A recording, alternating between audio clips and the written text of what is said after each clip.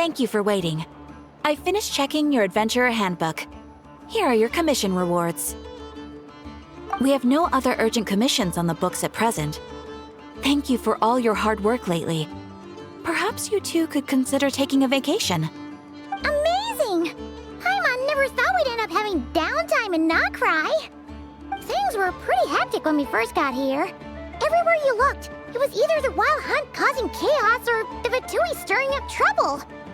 It felt like this whole region was one giant slime in a barrel, ready to go boom at any moment. Sure have. Things were looking pretty dicey, but in the end, we managed to turn it around. Whoa! Paimon just got deja vu! Oh, that's right. It's because we've done this like a million times now. Ah, yes. Are you two aware that the Moon Prayer Night is soon to take place? Oh, yeah! Llama told us that was coming up soon. Wait, why do you mention it, though? Do people in Nasha Town celebrate it, too? Paimon thought it was just for Moon Goddess worshippers. You're partially right. Most people in Nasha Town just see the festival as an opportunity to do business. They do not concern themselves with the religious element. The festival was first celebrated by the Frost Moon Scions. On this day, they would wear moon prayer blossoms and celebrate the birth of the moon goddess through song and dance. They would also prepare food and handicrafts and give them as gifts to others. Over time, it became Nodcry's most lively festival. Oh, sounds like fun! Great! Well, in the meantime, since Catherine doesn't have any commissions for us, let's focus on some personal business instead. When we first got here, you mentioned that this was where your spaceship landed? We didn't get to follow up on it at the time, because we got wrapped up in that whole rare situation, but now we can finally start investigating it properly. Well, there's a saying Paimon's heard around these parts, which goes, if you lift up a rock, you'll find something you weren't looking for.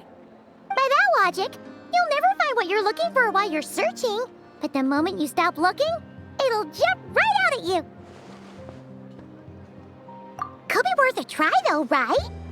Anyway, Paimon suggests we focus on other stuff we want to do for now, and just keep an ear out for spaceship-related intel as we go.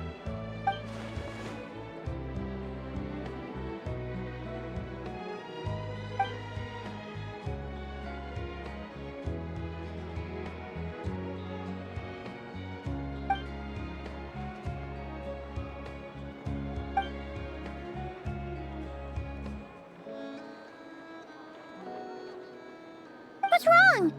She looks super serious all of a sudden.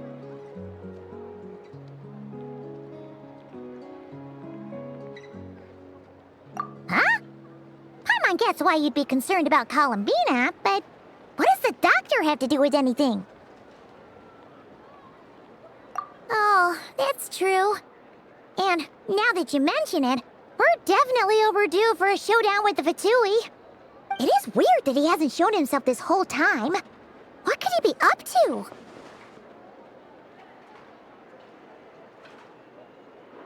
True.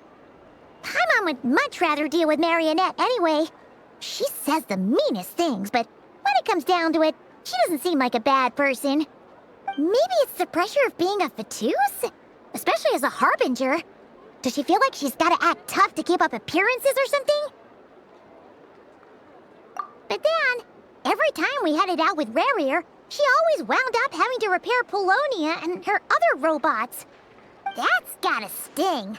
Losing face always hurts more for people who care a lot about their image. She's probably still furious about it. What? Relax! She's not even here! Huh? What's the matter? Oh, nothing. Sorry, we'll be on our way now. Where are we again? Oh yeah, Columbina? Right, yeah, let's go see Columbina.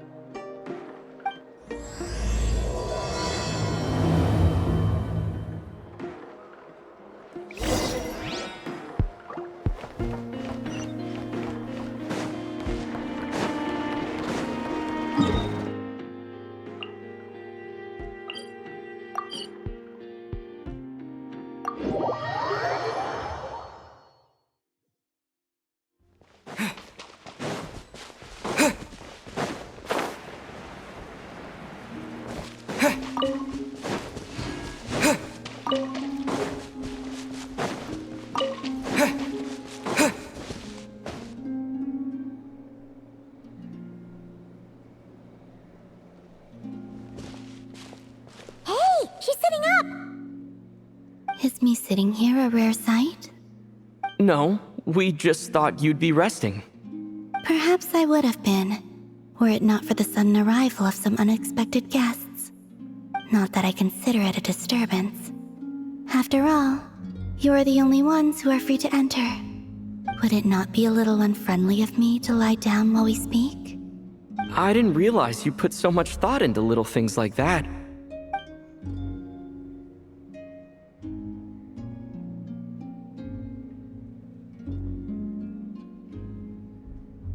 Only sometimes.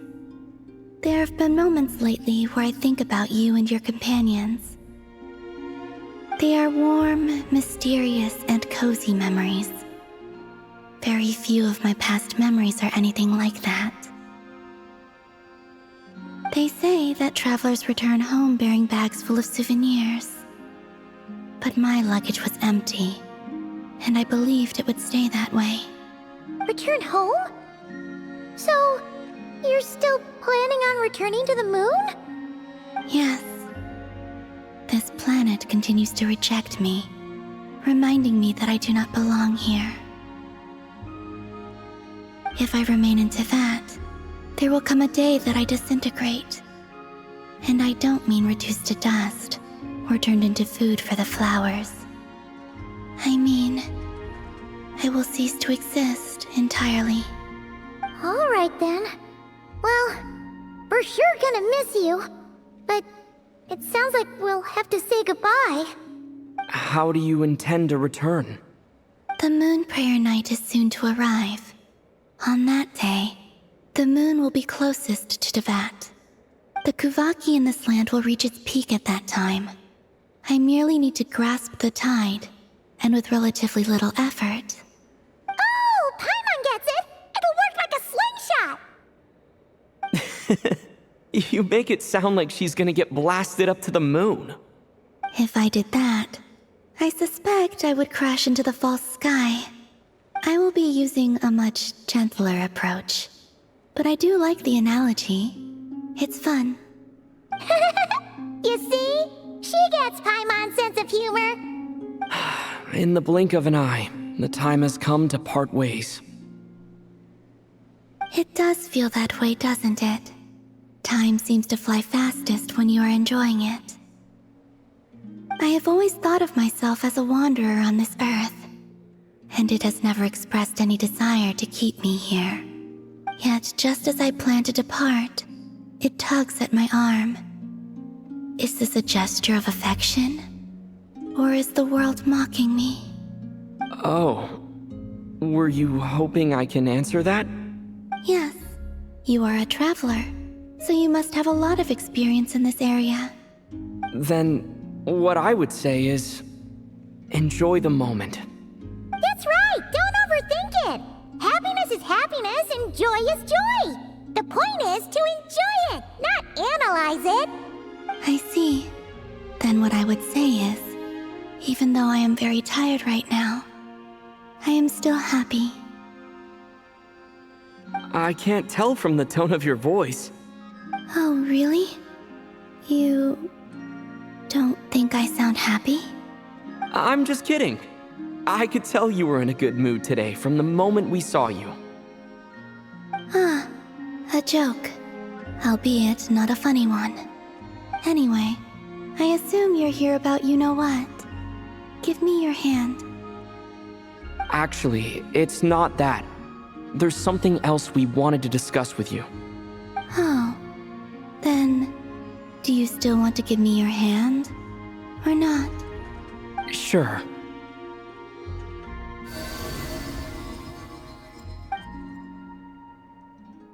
Thank you.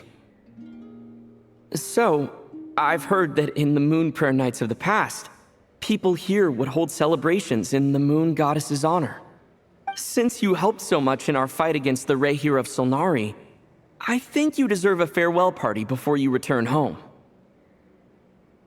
I haven't asked everyone else for their opinions on this yet, but I'd like to invite you to join the upcoming moon prayer night. I've never joined a moon prayer night before. I'm not sure what I would even do. Oh, don't worry about that! We take care of everything! All you need to do is show up. Of course, there's no need to force it if you're not feeling strong enough. It's just, this kind of felt like a golden opportunity. But they call me Kutar, and the Fatui have an arrest warrant out for me. I shouldn't appear in public right now.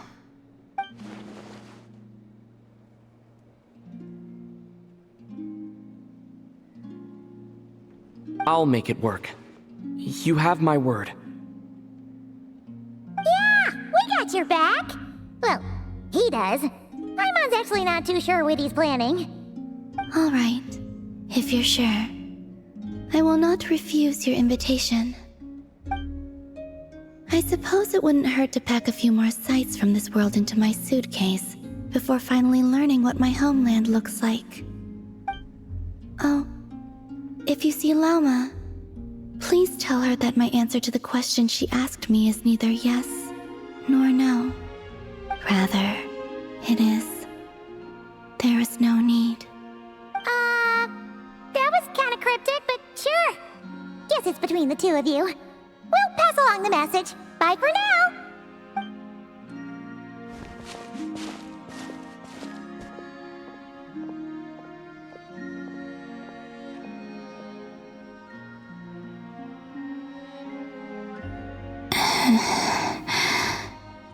And also, I do not know.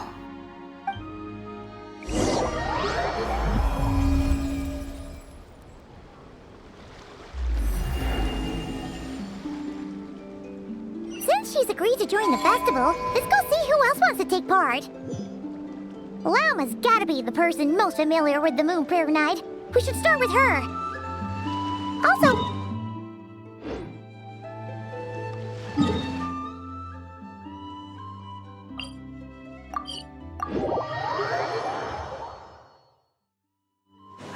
Not sure yet. I'll figure something out. what? Are you serious? And Paimon even gave you her vote of confidence back there. When did you become so sneaky?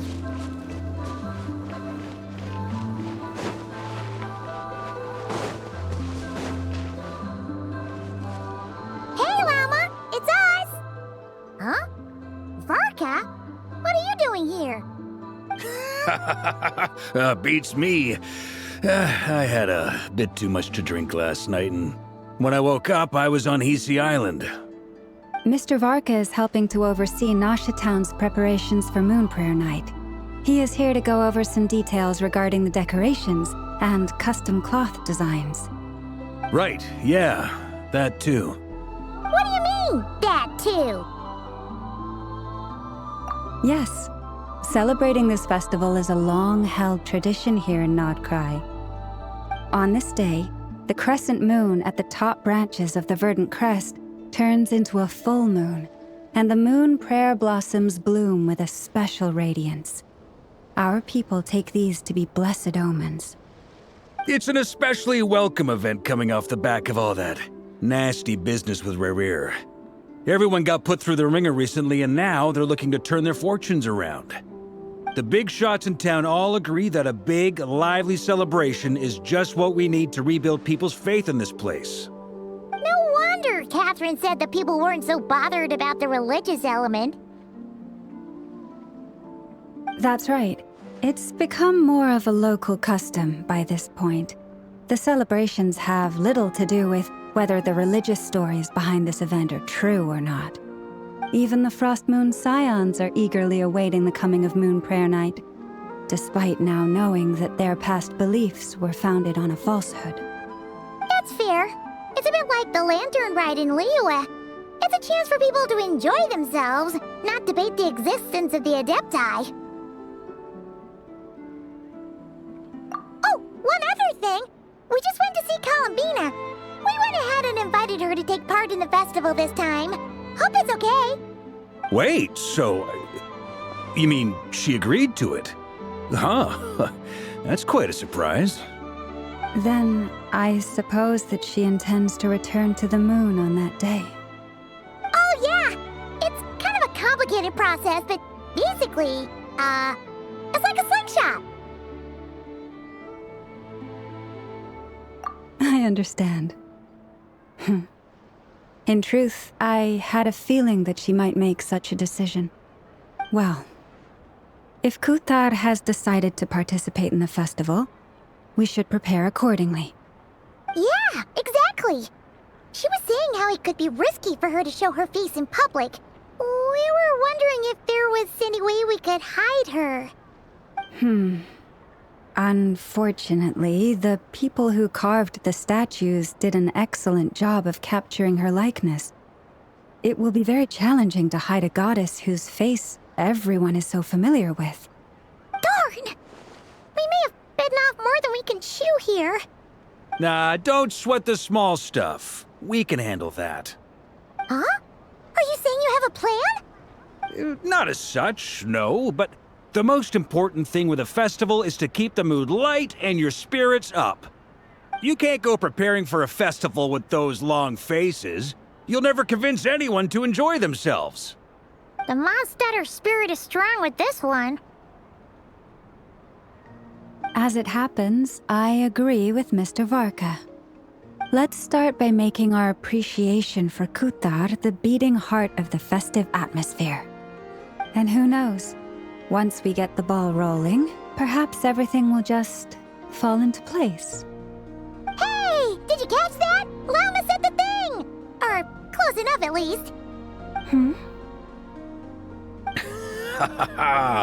I'm looking forward to the Moon Prayer Night already. We have a festival in Mondstadt called Windbloom, and you can always tell which couples are celebrating it for their first time by the smiles on their faces.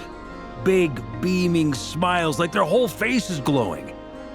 And I have a feeling we'll get to see that same smile on the Moon Goddess's face at this festival. Not quite the same, surely. Anyway, I'll take care of business in the city, but I'll have to leave the decor up to you and the Frost Moon Scions. No one else can capture that traditional aesthetic quite like you guys. But lastly, there's the final key element that brings the festival to life: companionship. Before you leave, let me show you something that we've been preparing. Mr. Varka had asked to see it already, so you may as well tag along. Also, I have some further questions about Kuthar's decision.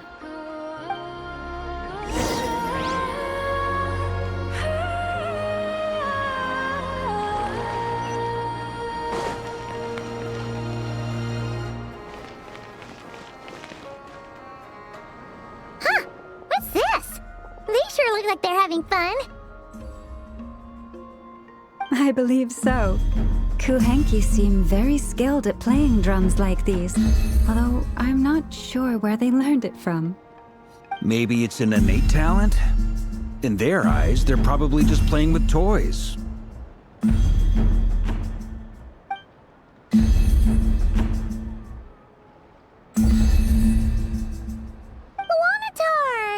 You wanna play too? Yeah. She looks more confused than anything. Maybe we can teach her next time if we get the chance.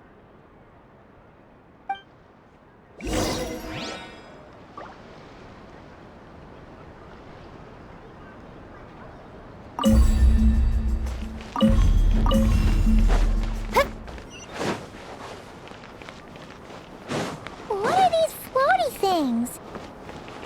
Moon veils. We hang them from buildings in the city during the festival.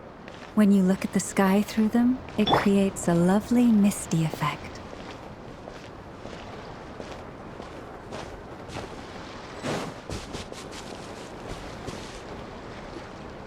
Everyone seems hard at work.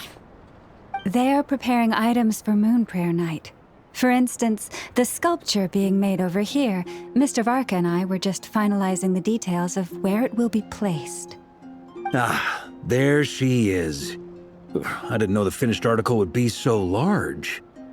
Not to worry, though. All the necessary arrangements have been made. Just let me know once it's ready, and I'll get some people to ship it over. You have my thanks. And over here, we are preparing a very traditional confection. Oh, look at all these Can Paimon try one? Of course. I have a feeling you'll like it a lot. You bet! Sweets and treats are Paimon's favorite! If you included those in the Feast of the Moon, I bet Paimon would have joined the Frost Moon Scions by now. There will also be verdant crests like this present in Nasha Town during the festival. The timing of Moon Prayer Night is not completely set in advance. We make a rough estimate, then observe the changes in the verdant crests and moon prayer blossoms to guide us. As such, the wait itself is a fun feature of this particular festival.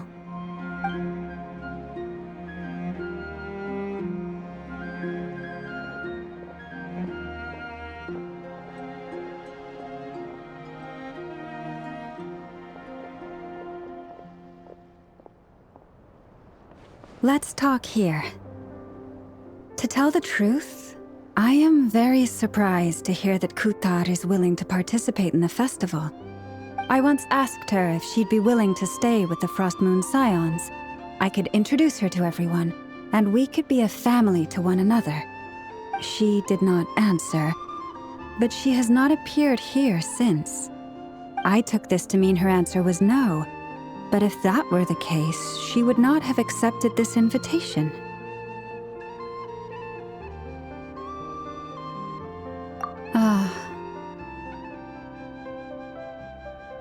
I see.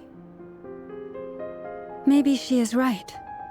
Maybe the Frost Moon Scions of today no longer need a moon goddess. But my wish was not for her to come here and be worshipped as a deity. I simply wanted to offer her a place to stay. I'm sure she believes that showing herself here might invite Fatui intervention, and as such, she does not wish to cause us trouble. But what really pains me about all this is that this is her birthplace. She ought to belong here, yet no one has been able to grant her shelter. I think I'm qualified to weigh in here. When someone's about to depart on a long trip, what they need is blessings, not burdens. We should wish her the best, not make the journey harder than it already is. Anyway, she's agreed to attend, hasn't she? All we need to do is simply respect her decision. I see your point. Yes, she will soon depart after all. Our job is to leave her with some happy memories. Besides, who's to say her journey to the moon is a one-way trip? It's not like she can't come back and visit if she wants, right? Paimon agrees wholeheartedly. Festivals are all about having fun, so let's keep it simple. All right, I'm gonna head back to Nasha Town soon. Wanna come with? I'm guessing you have some other folks to visit there. Sure thing, let's go! Bye for now, Wilma! Thank you all. Goodbye.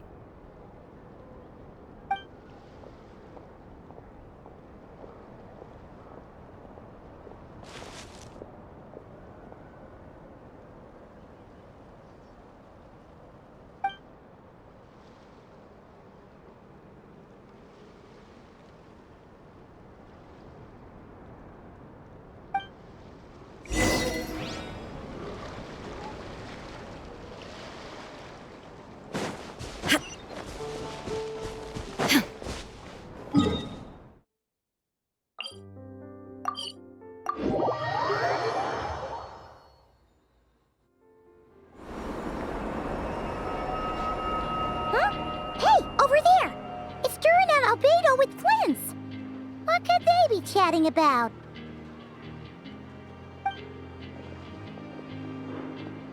Your guess is as good as mine.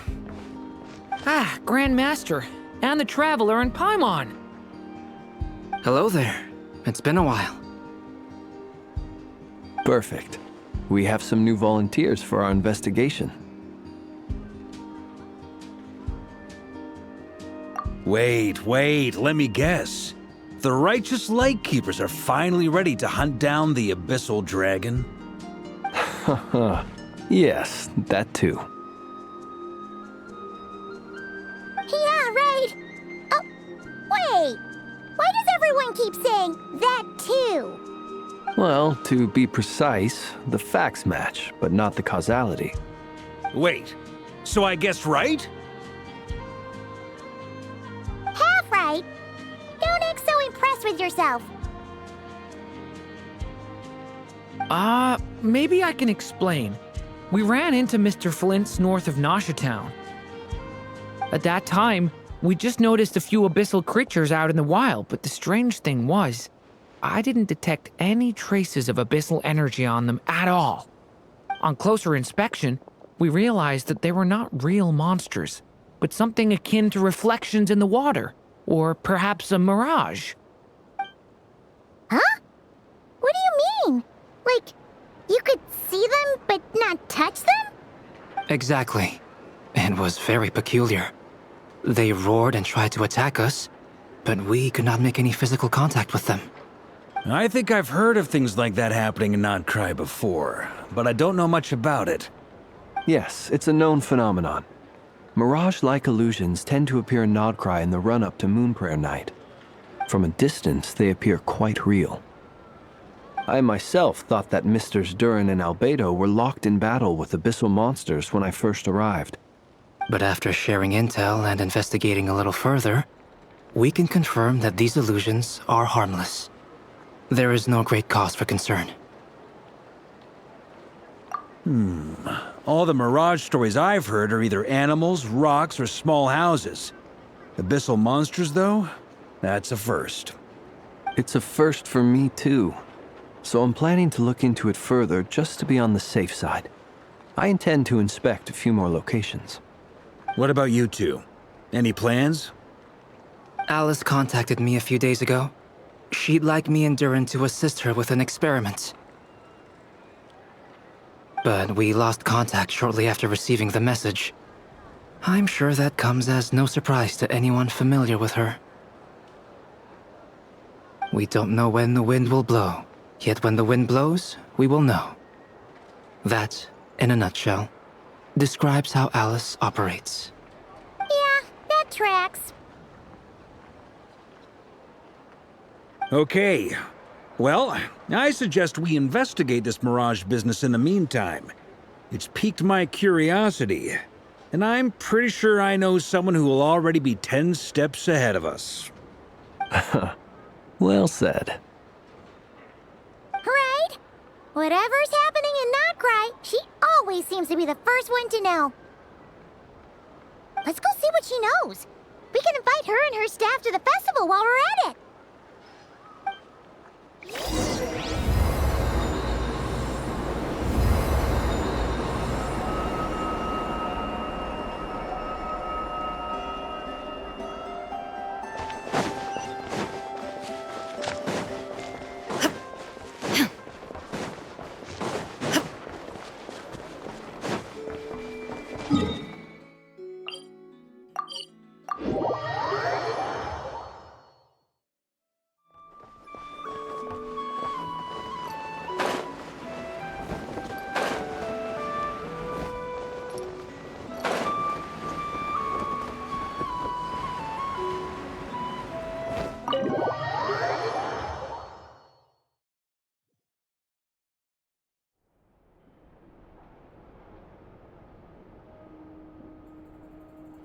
You're right, I have noticed. There's certainly something a little fishy about this situation. Only a little, though. Records indicate that this phenomenon can occur in the days before and following Moonprayer Night. That said, it has always been a rare sight in the past. The odds of encountering these phantoms are similar to looking up in the night sky, happening to see a shooting star, and managing to make a wish before it disappears. But this time, either everyone's getting lucky, or they're appearing far more frequently than usual. Yehoda's out gathering intel as we speak. In the meantime, let me check off some points of interest. First, the Abyss. The ones we saw seem to be abyssal monsters. Indeed.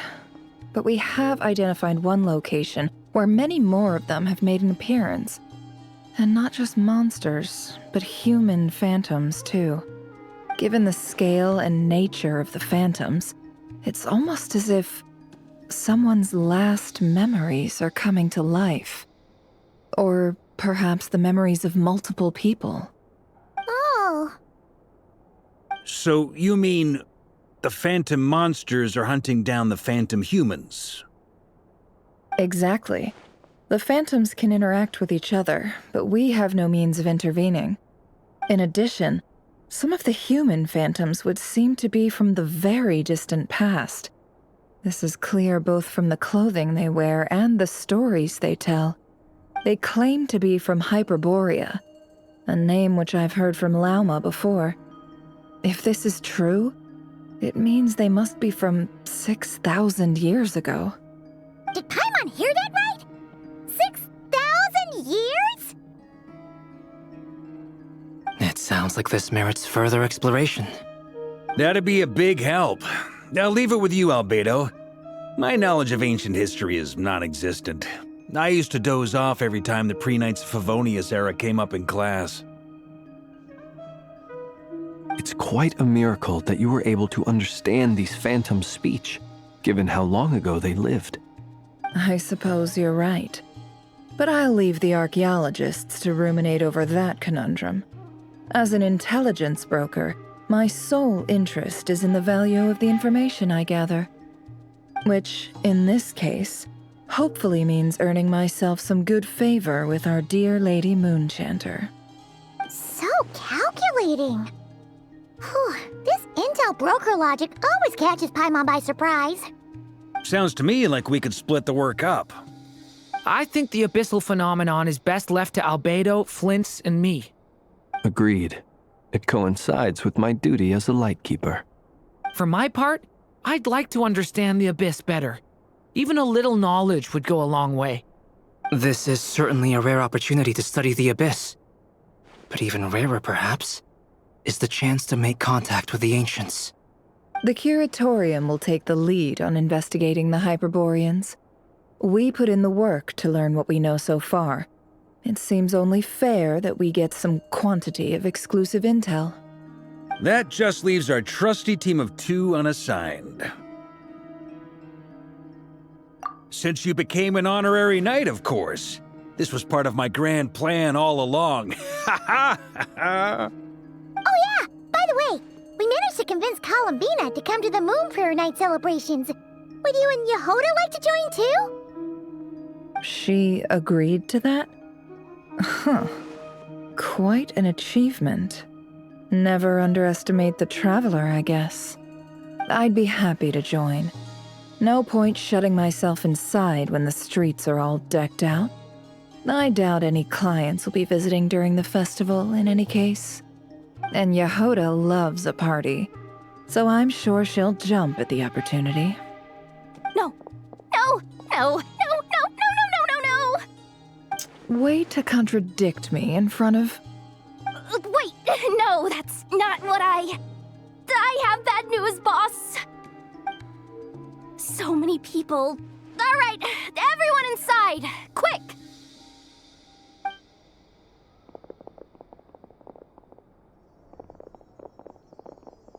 This is gonna sound crazy, but hear me out. I saw one of those phantoms at Star Sand Shoal, and it was some sort of flying ship. Like a spaceship? That's gotta be the one you came to Tibet in. You said you saw the same thing through the moon marrow, right? Huh? You already know about it? Ugh, I thought I was gonna blow people's minds. Turns out I'm the last to find out. Wait, back up. You came here in a spaceship? Now my mind is blown! What's it like on the inside? Was it like flying through space? I want to know everything!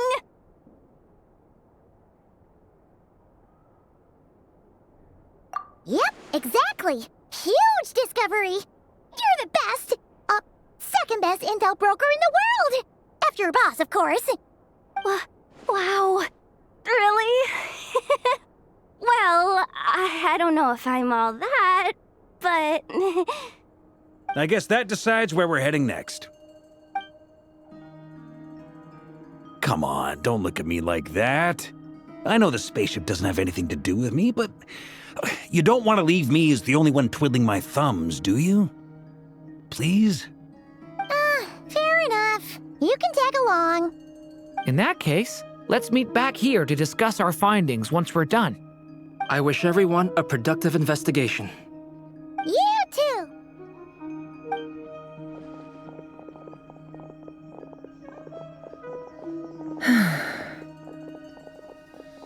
What's up, boss? Aren't we gonna head out? Tell me, Yehuda, when did the curatorium start giving out intel for free? Oh, sorry, boss.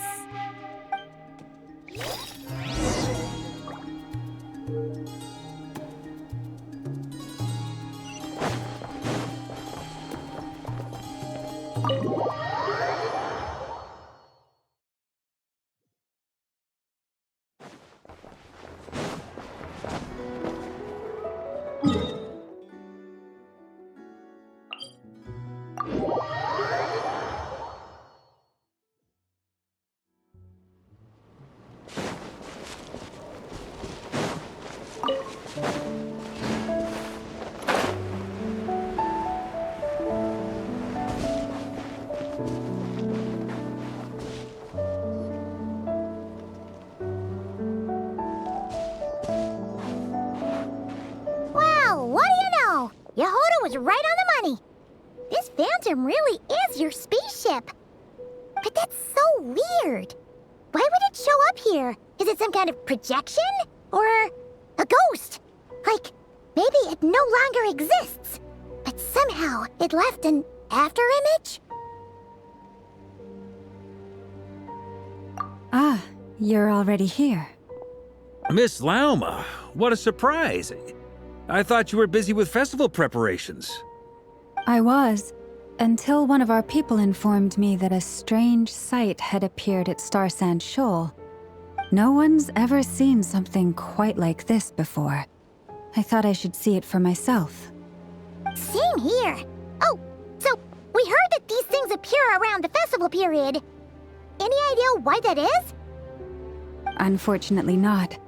We have very limited information about them, since they can't be interacted with. And no human phantoms have ever made an appearance before now. The most we've been able to deduce is that these sightings appear to be connected to the increase in Kuvaki energy around this time. Yeah, seems like that's all we can do. This is all so confusing. Allow me to lend you a hand.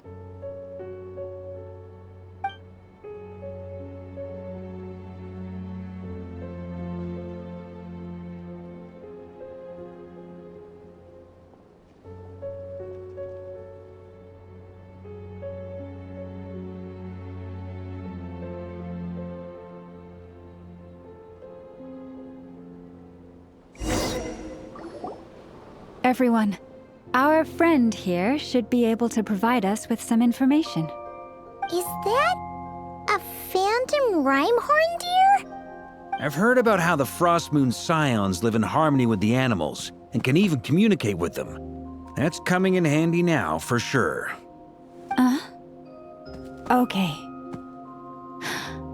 Yes, I understand.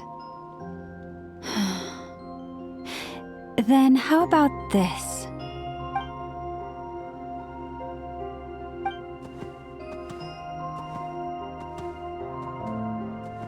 Oh, it's leaving. It appears to share our curiosity about this giant spaceship, so I asked it if it wouldn't mind investigating along with some friends. In return, I told it about some nearby spots where the wild fruit grows abundantly. We may live in a different era from these phantoms, but I trust that the terrain, climate, and ecology here are more resistant to the effects of time than some things are. Let's give them a moment and hope for the best.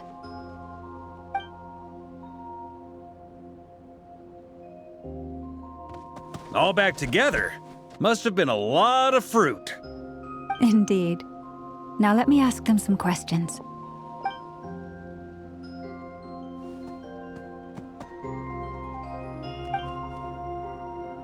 It did find a lot of wild fruit, enough for them to feast for a long while.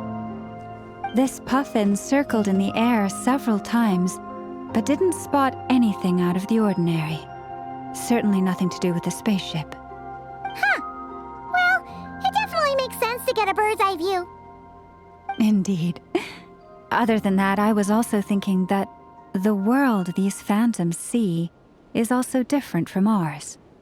Oh, I get what you mean. The wild fruit exists in both times and spaces, but there might also be things that only exist in that space-time, which we can't see.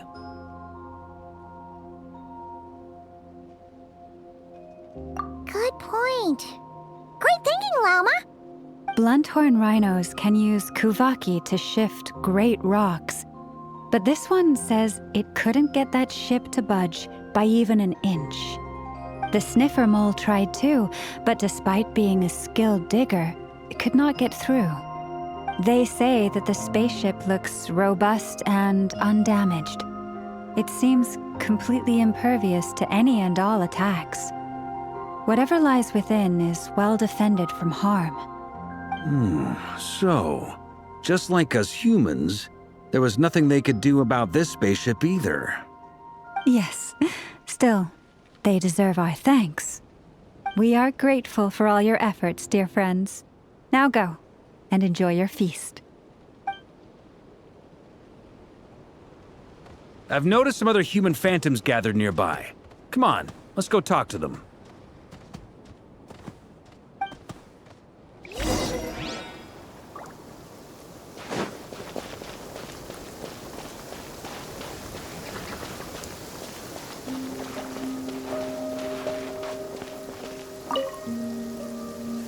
What is this thing?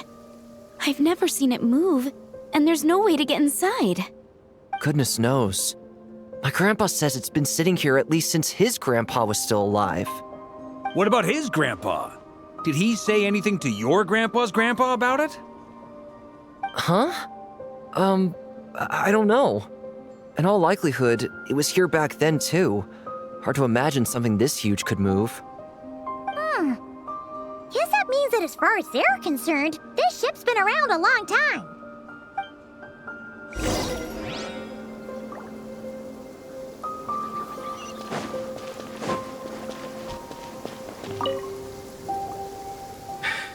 Come on, brothers. If we can get even a small chunk off of this thing, it's gotta be worth a fortune. Today is the day we strike it rich. Huh? You mean Paimon? Yes, brother, I shall join you. Let's make our fortune. We should go with them.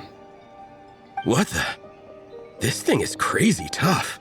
I can't even scratch it. What's it made of? Sorry, brother. Looks like we'll have to seek our fortunes elsewhere. Enjoying yourself? I was just seeing if I could influence this phantom's perception by playing. But nope, no dice.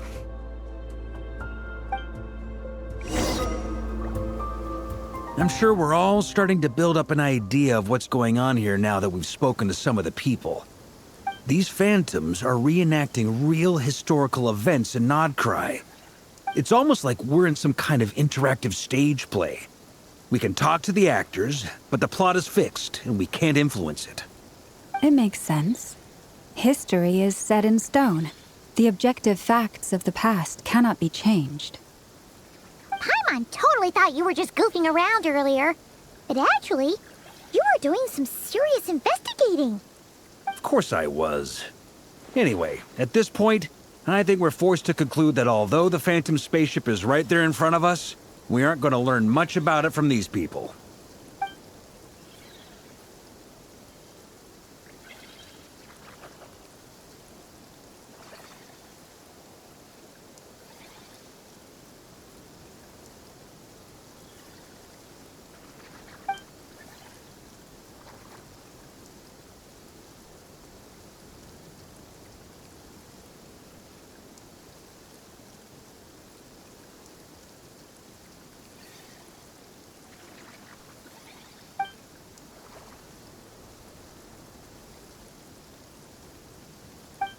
Don't be discouraged.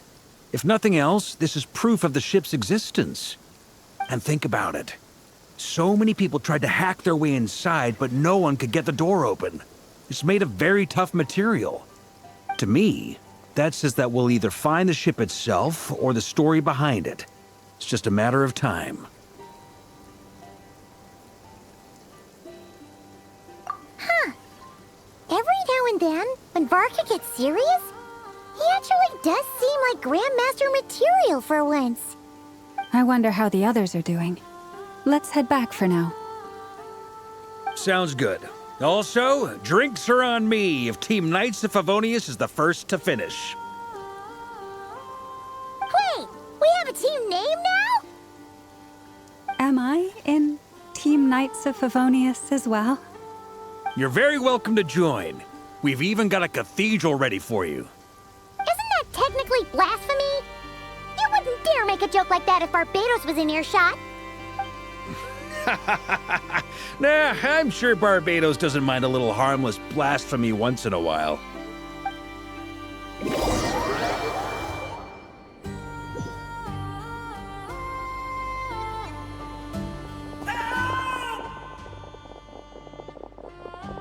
Oh, no! Get away! Oh.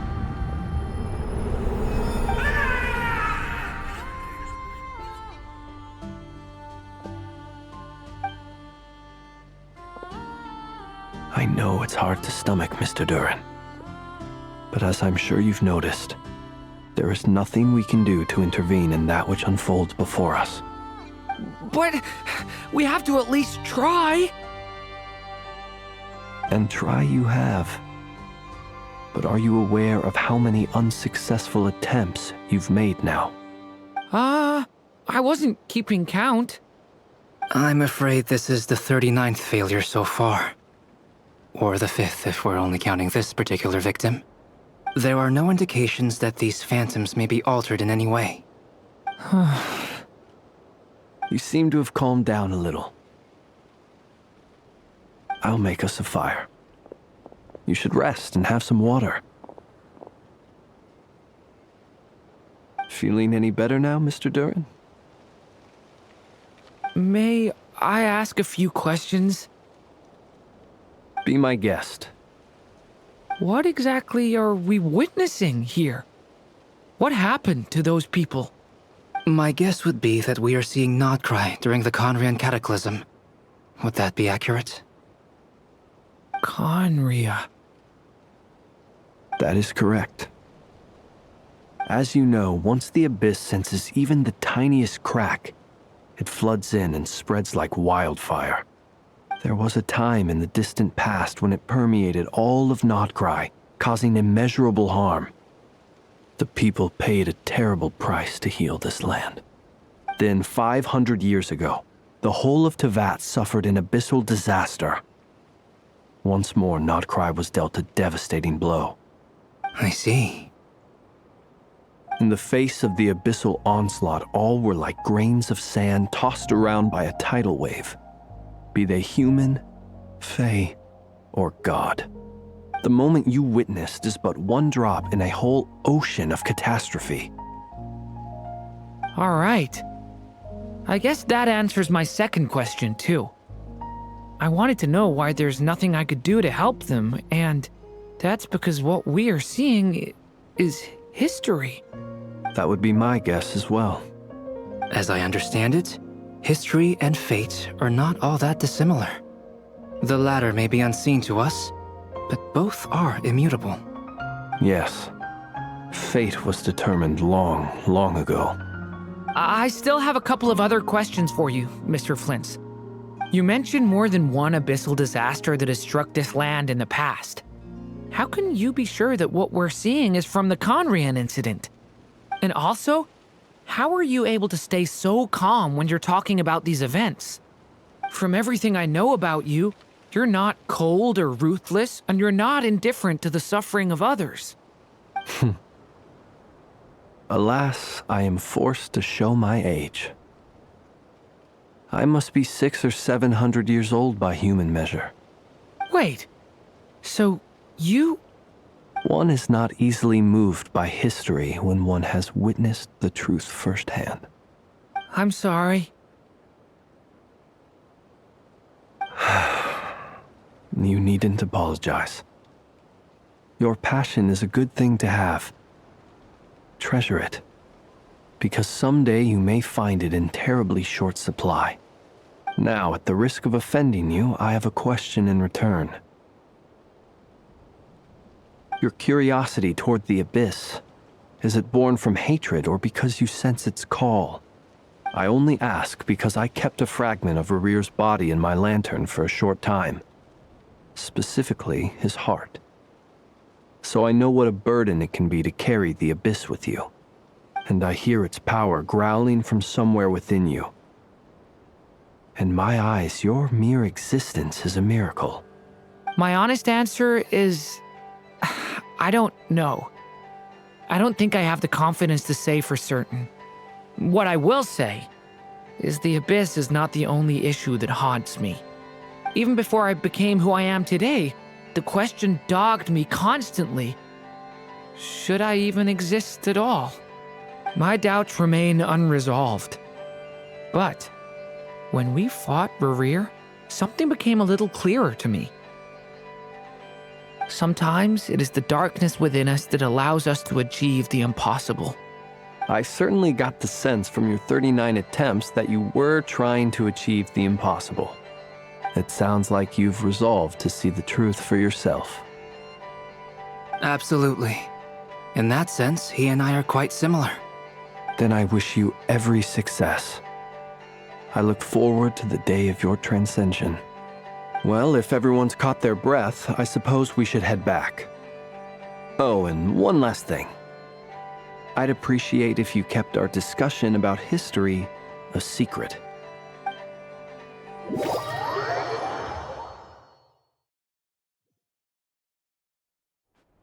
Incredibly, our separate investigations led us all to the same conclusion. Hooray for consensus! Yeah, but we barely learned anything, though. I totally thought this would be the mother lode. Talking with the ancients? I mean, come on! But nope, all we got was useless snippets of conversation. And all this stuff about moons and hyperopia. What a load of baloney. Seems like people back then had a few screws loose. I understand your frustration. We found the same issue. Each phantom only showed a very brief moment in time. There isn't much value to be found in these miscellaneous fragments of a civilization's history, no matter how glorious it may have been. If there's a silver lining, it's that these phantoms are harmless to the present reality. They shouldn't get in the way of the festivities. Paimon agrees. And not just because it's the first thing she understood in this whole conversation. You look disappointed, Nefer. Is something the matter? What do you think? We all worked our tails off, but the only one to gain anything from it was you, Lady Moonjanter. Well, please do share the Hyperborean records with me. I will gladly inscribe them in our people's documents. Oh, duh! Yeah! That was it! Hyperborea! Hyperborea. I'm serious. Only an expert in the Frostmoon Scions and their history can turn these records into valuable research material. The alternative is to let them gather dust on the Curatorium's storage shelves until the pages turn yellow. Nefer, you're wise enough to know that cooperating and sharing the profits is the best course of action here. Well, that goes without saying. Sure, let's do that. Huh? But didn't you say we aren't supposed to give out intel for free? Sorry. Shutting up. Now is not a good time to push Nefer's buttons. Anyway, back to Moon Prayer Night. I'm thinking that we should prepare something a little special, aside from the usual decorations and so on. You mean a parting gift? Can't go wrong with food. Although, does food go bad on the moon? Perhaps a lantern would be a better choice. It might be dark up there. It could prove difficult to light a lantern on the moon. Magical stones might serve that purpose better. What about a clockwork mecha model from Fontaine? I've got a whole bunch at home. I use them for fighting practice in my free time. None of these sound like things she would be even remotely interested in. But we don't interact with her enough to know what she likes. Yeah. It would really save us the guesswork if someone could find out what she's into. Wait, what the? Traveler? They're all looking at you. Great! Haha, problem solved. Now, I need to stop by Dory's. Gonna need her help sourcing a bunch of stuff for the festival. Then let's leave it there for now. We all have our own business to attend to. Traveler, if you find out what Kutar likes, let us know right away.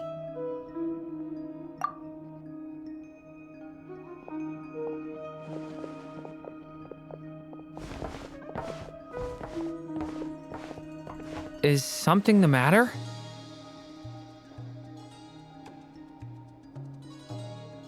I'm fine. It's just... I'm still feeling a little rattled after witnessing the horrors of the Abyss. But it's okay. This is something I have to work through. I'll be all right. Thanks for your concern.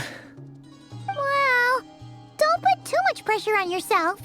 If you ever feel like something's wrong, physically or mentally, we're here to talk.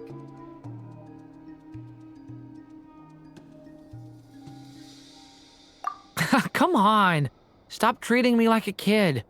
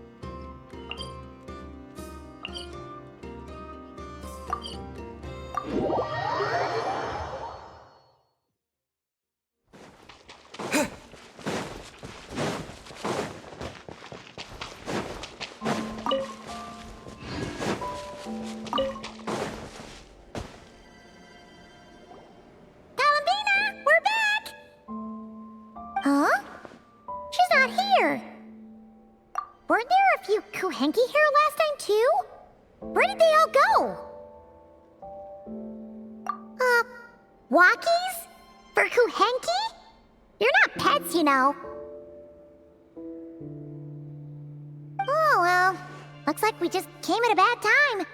Let's try again tomorrow. There's still a few days until Moon Prayer Night, so we're in no rush. Besides, she needs time to rest anyway.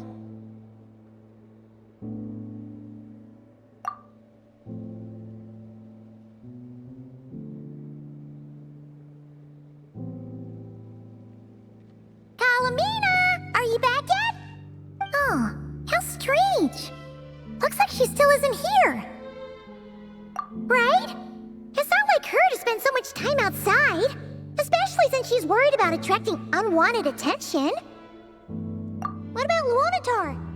Luonatar, you there? Hey! Do you know where Kalambina went? Sorry, didn't understand. But if you know where she is, could you take us to her?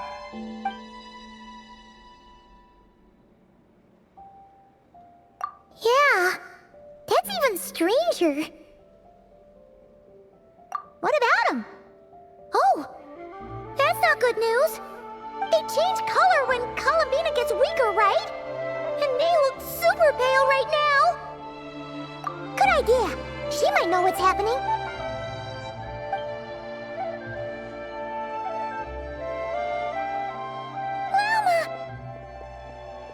it's you. How is Kutar? Is she okay? No, she hasn't. I came here to check on her after I noticed the flowers had changed color. Based on past precedent, she must be very weak right now. Even getting up to walk would be a struggle. It seems unlikely that she wandered off outside. Not to mention that she doesn't do that at the best of times either. So yeah, this is super weird. No. Very few people are in the know about Kutar's whereabouts. And if anyone suspicious had visited, they'd have left some sort of evidence. Come on, let's go to Nasha Town. If anyone has seen her, someone there will know about it. It's not Cry's information hub after all. Makes sense. Let's go!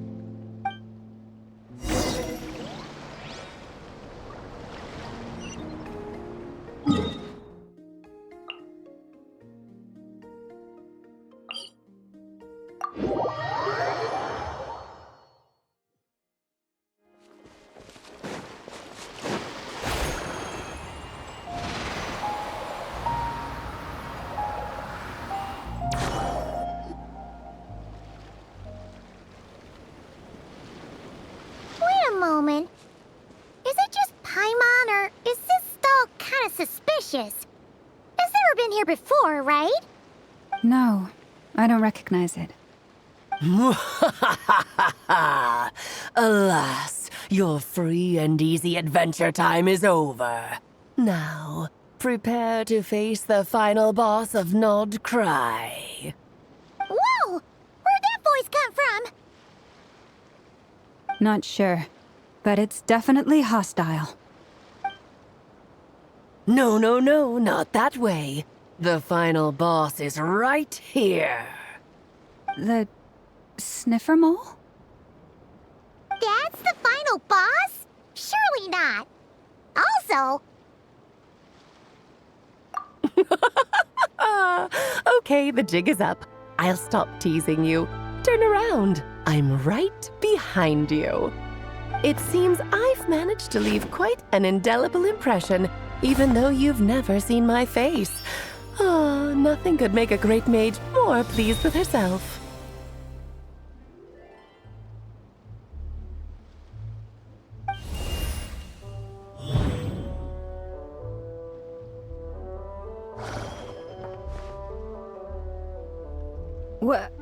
What is going on? I've heard that all the big shots in Teyvat have long, wordy titles that stun people speechless when they make their entrance. Unfortunately, none of them are affiliated with the Hexenzirkel, and we ourselves keep a very low profile. The notorious name-dropping doesn't quite work for us. Still, I, for one, think I'm really quite amazing. So that didn't stop me from coming up with a title anyway.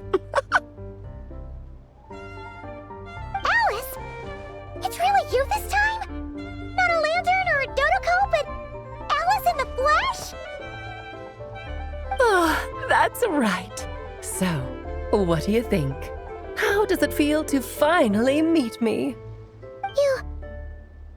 You look like... What is that supposed to mean, I'm the mother of Klee, Teyvat's #1 cutie. How old could I possibly be? So she's a friend of yours? Kind of. This is actually the first time we've seen her in person. I see.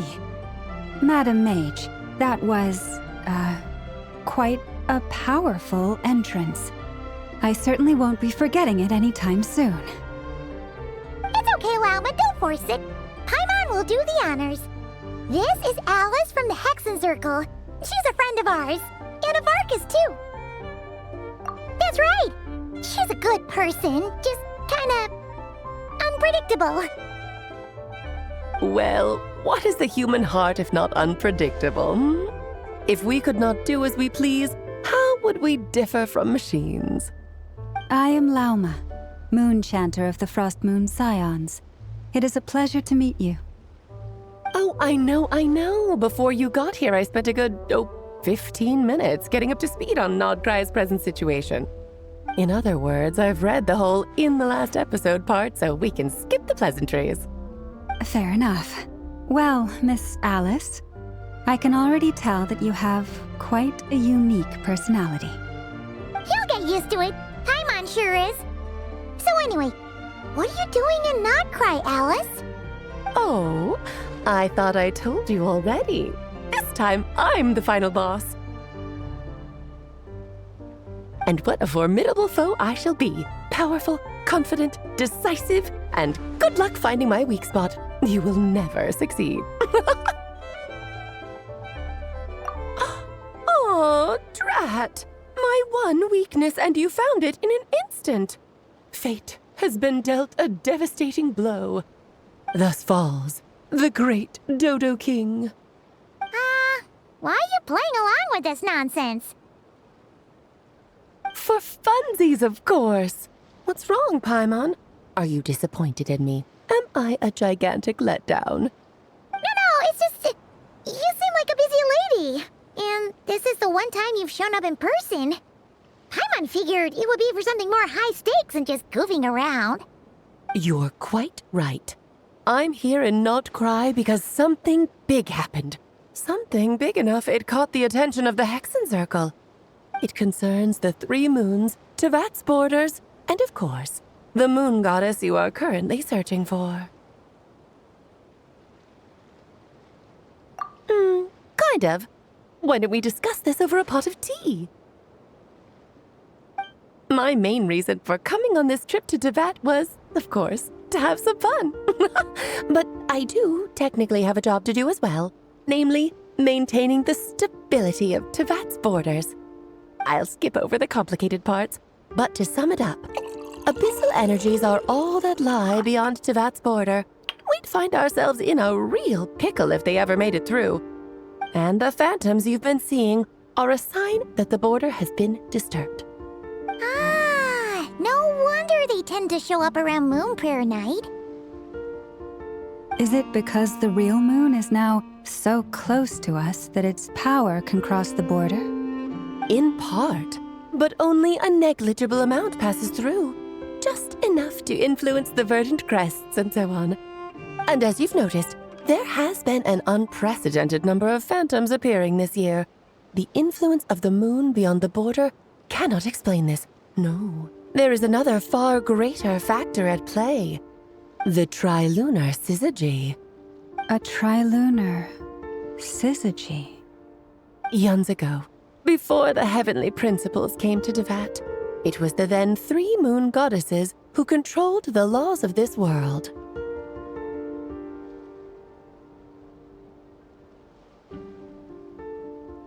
Oh, that's exactly it!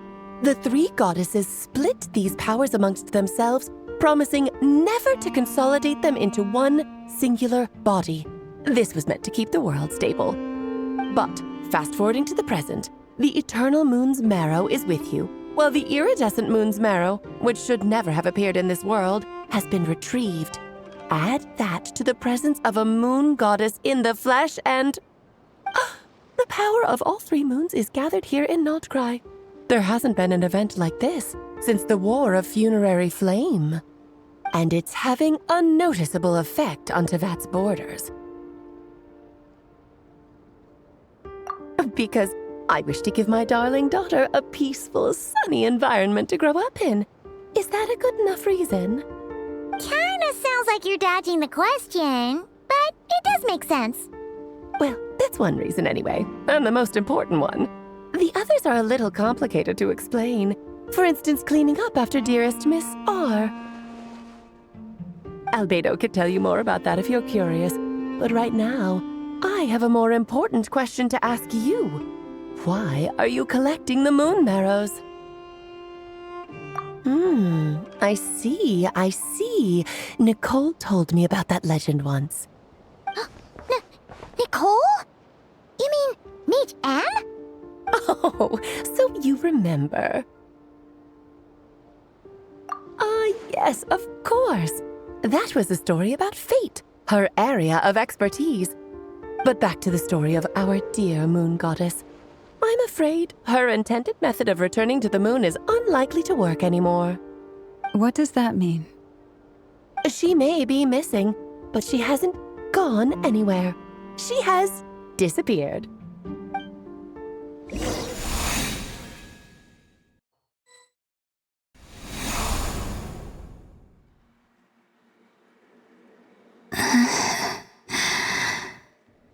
My body is so heavy.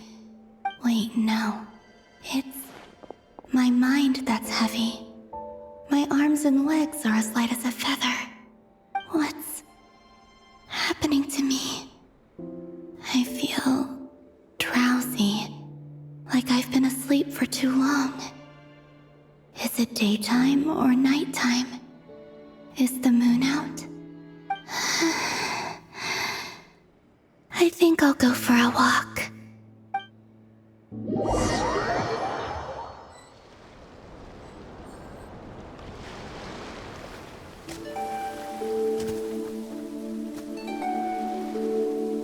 Are you out for a walk too? Huh?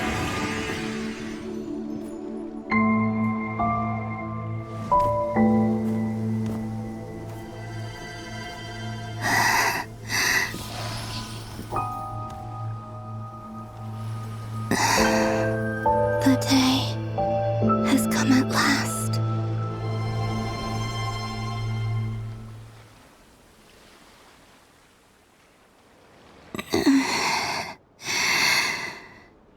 Have I grown so weak that I can't even sustain my physical form? But Moon Prayer Night is nearly here. I was so close to returning home. Death is near. Is this how it ends for me? Will I return to the moon after I disappear? Or... I don't want it to end like this.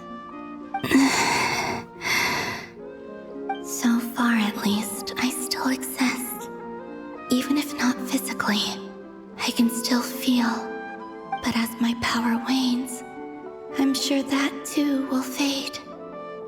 I suppose I might take one final look at this world. The world where I was born.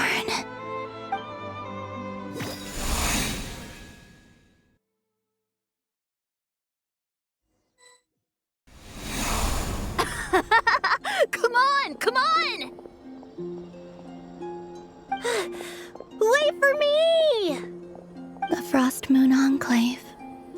How much it has changed since I was born. These decorations, they're so heavy.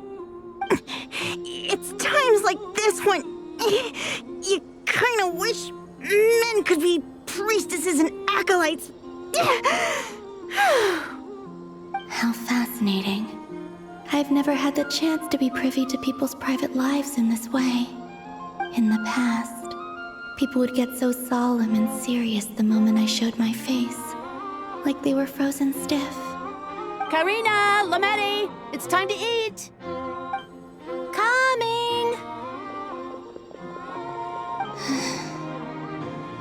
I want to watch them a little longer.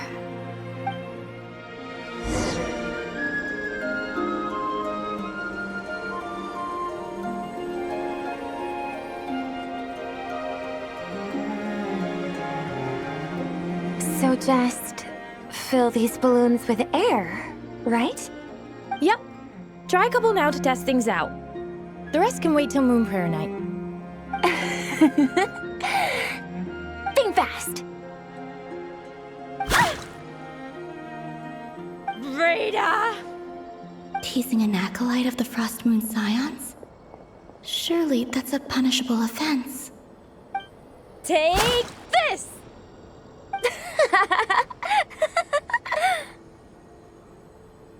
Huh?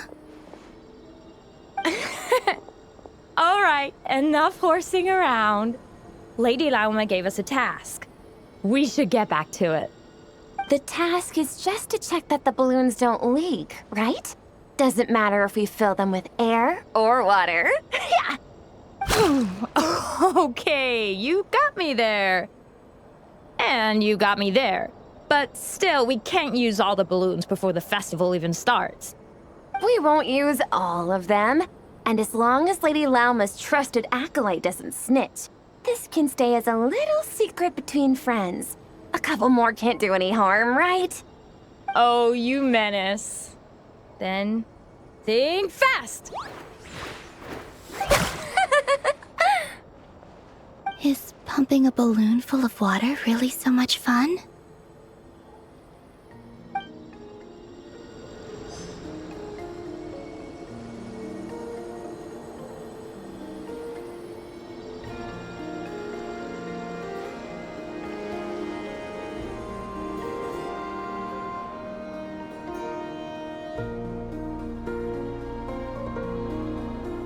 I'm sure you're both tired from playing all day. Come on, eat up.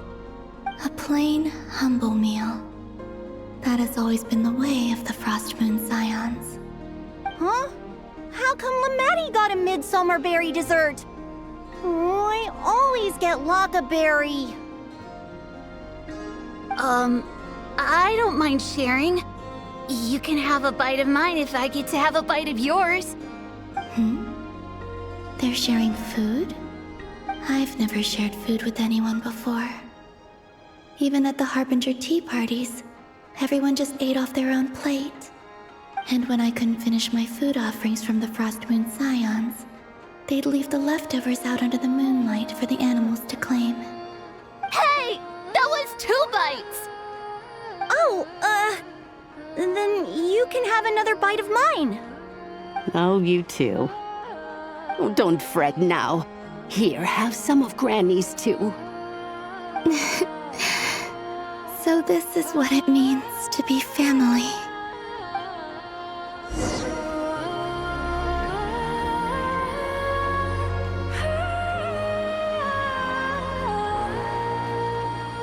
I'm seeing so much that I'd never usually get to see.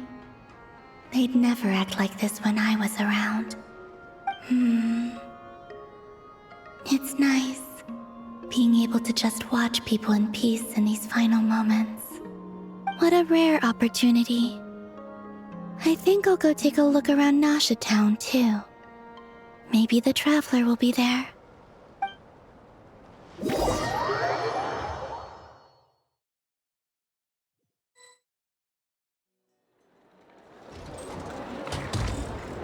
After the War of Funerary Flame, the Moon Goddesses were no longer recognized by Teyvat.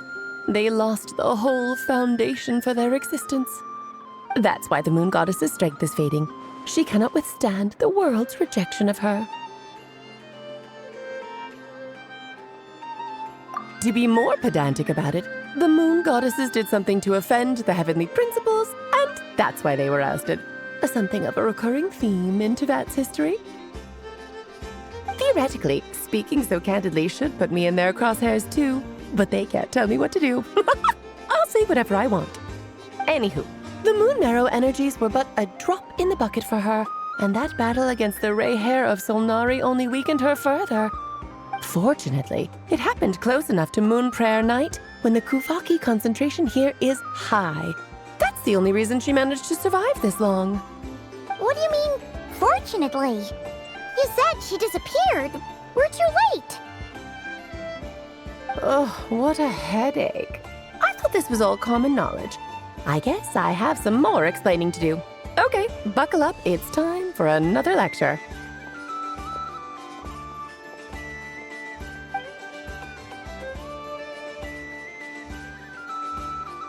Now, I said earlier that the Moon Goddesses lost the foundation for their existence. The reason for that has to do with the natural order. Basically, the rationale for their existence in Teyvat was lost. The same logic applies to the present Moon Goddess too. Consider her existence so far. Her comrades in the Fatui called her Damselette. And she was worshipped as Kutar by the Frost Moon Scions. But these connections have now been severed, whether by her hand or yours. So, the rationale that once sustained her existence is now gone. Wait, we did that to her? Oh, well, Strictly speaking, yes. But let's not start pointing fingers, shall we? I'll only end up as the big bad villain, and that's not the kind of final boss I want to be.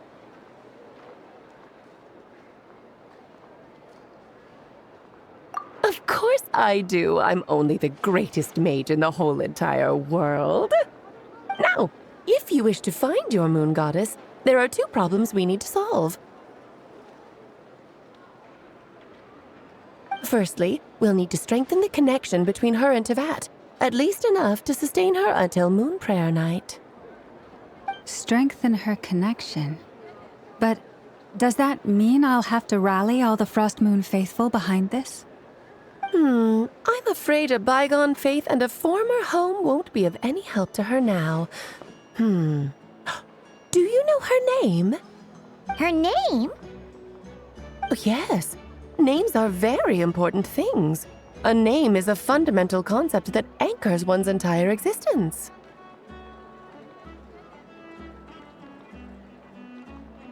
Then your first job is to find it. As a moon goddess, I'm sure she must have a name she identifies with. Neither Columbina nor Kutar is her true name, and she's never really accepted either of them. So, finding out her real name is enough to sustain her existence? Yes, I know it sounds like a small step, but every journey begins that way. So for now, that's all we need to focus on. The second problem is with her plan to use the moon marrows to return to the moon. Unfortunately, piercing through the false sky will take an enormous amount of power. Given her current condition, she won't be able to provide anywhere near enough power, even if she recovers her physical form. But no need to fret. Nicole's the expert in this field, and I'm sure she'll figure something out. Wait, Mage N is going to help us out too? That means we've got 2 Hexacircle mages on the case. This is turning into a pretty big deal. Actually, this is more of a side quest for me. Like you said, I'm a busy lady, so I can't stay for too long. I'll have to return to Teyvat's border soon. That's the upside you get for looking out for my little Klee. Hopefully that will incentivize you to carry on keeping her company in the future.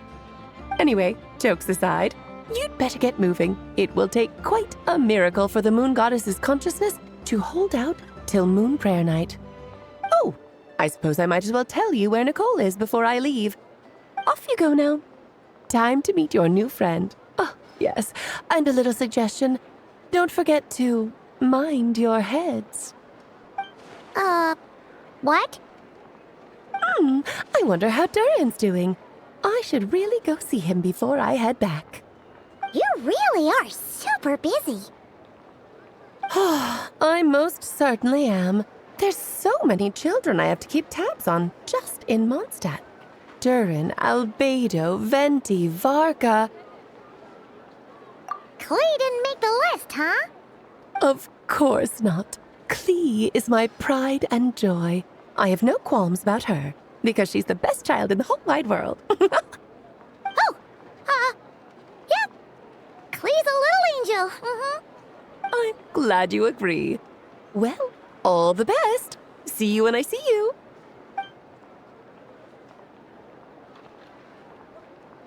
She left in a hurry. Yeah, she didn't pack up her stall. Should we handle it for her? I must say, I'm now very curious about her daughter. Klee, wasn't it? What's she like? That's a long story. Come on, we'll fill you in as we go.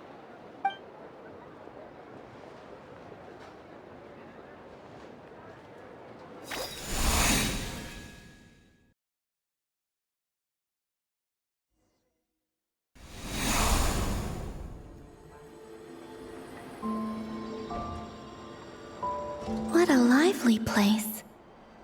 I've never experienced Nasha Town like this before. Hey, you old geezer! Your hammer's rusted through! Who are you calling old geezer? Are they quarreling? I'm looking right at him! You've really gone downhill since giving your daughter free rein in the workshop. Can you even swing a hammer anymore? It shouldn't take you days just to fix a single chair.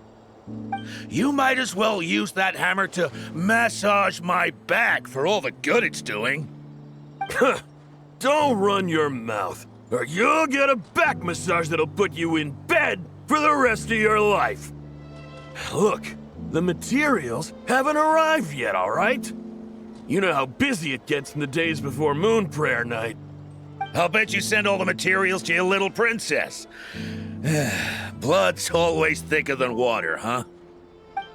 All right, you've made your point, Uncle Koski. As soon as the materials arrive, fixing your chair will be the #1 priority. And Dad, if you've got time to chat, why don't you lend me a hand, See? Lolka knows what the score is. I guess they're friends. But the way they spoke to each other was so ugly. Then again, it wouldn't be the first time I've seen something like this. Columbina! Sing outside my door in the middle of the night one more time, and I'll unscrew your vocal cords. You hear me? Oh, Zandrone. So that was her way of trying to be friends with me. What a pity. I won't get the chance to say any ugly things in reply.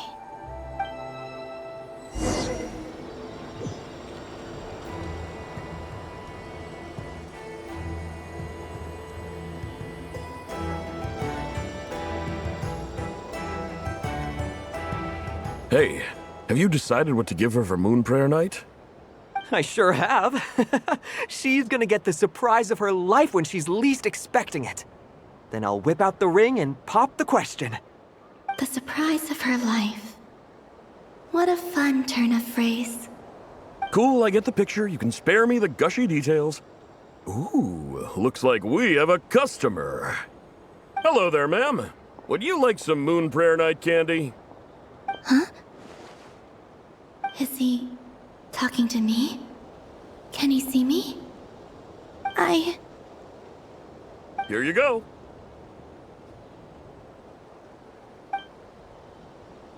Oh.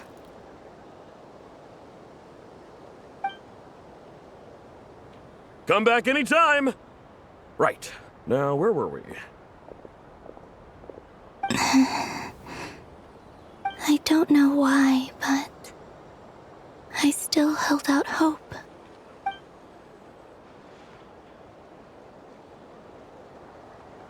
The most important thing right now is to find that mage. This name thing seems super important too, but where do we even start looking? I'd better go pay the Fatui a visit.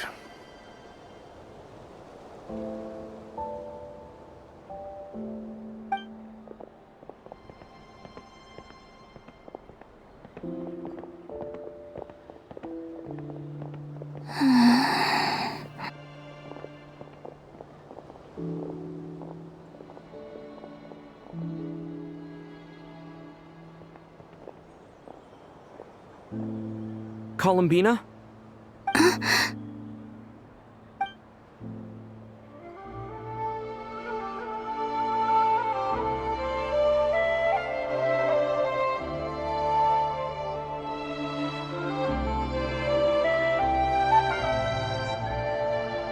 Traveler? Let's go! This is no time to be spacing out!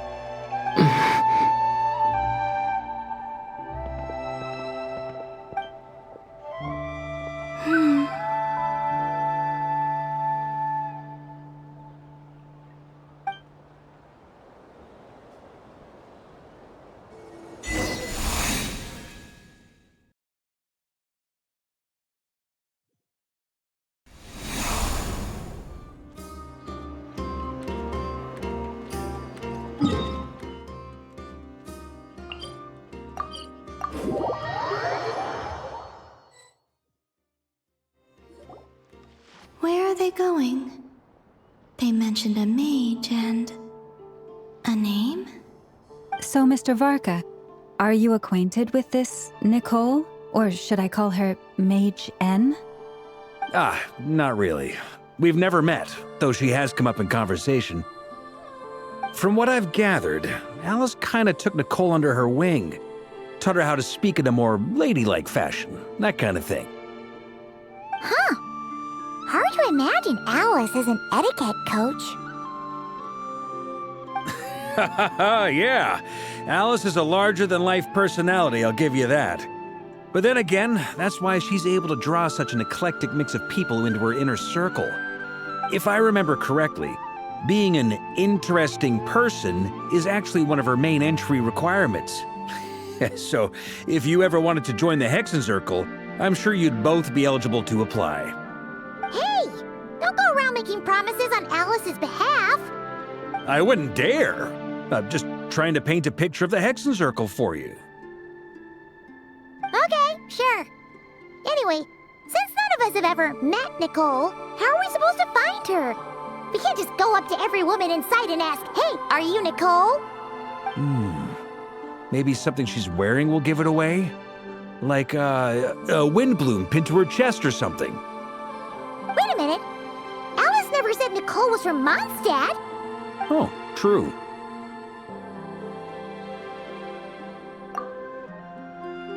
That would be this young lady, then?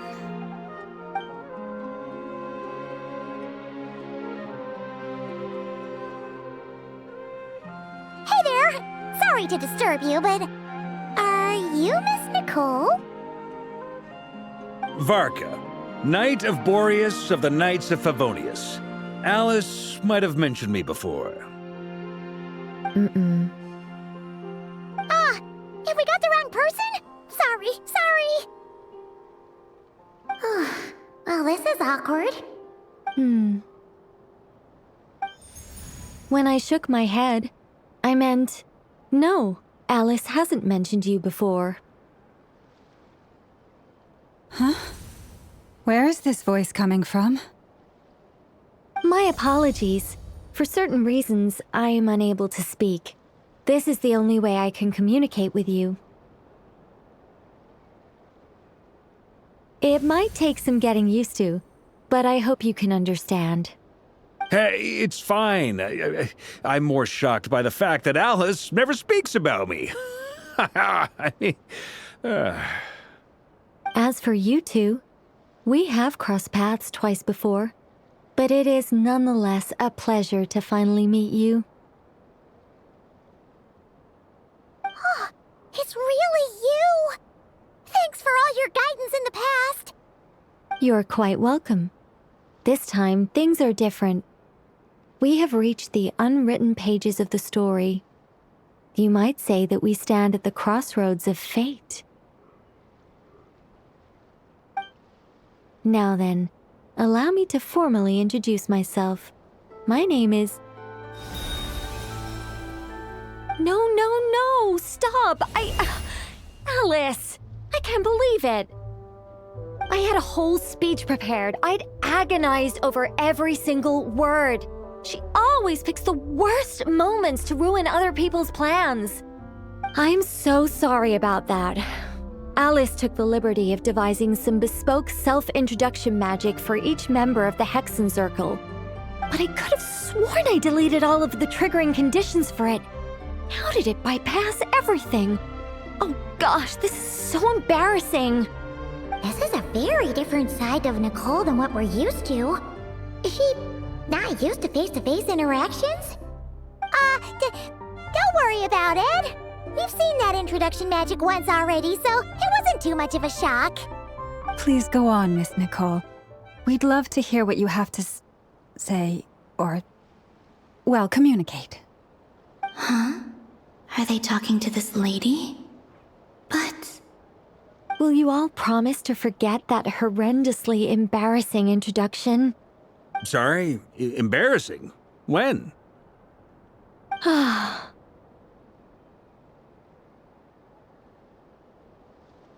Yes, my name is Nicole, and I am one of a very few angels who have retained both their preferred form and their power. The Traveler and Paimon should be no strangers to this concept. There is another of our kind in Natlan. They call her the Lord of the Night.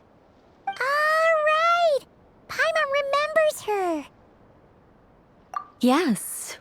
Well, I have retained more of my power than she. It's because I don't have a long-term duty to fulfill. To be more specific, no. We'll be here all day if I get into the specifics. Moving on. If I'm not mistaken, you are here because you wish to learn how one might reach the moon beyond the sky. That's right. Is that something you can give us any guidance on? Yes, I do know a way.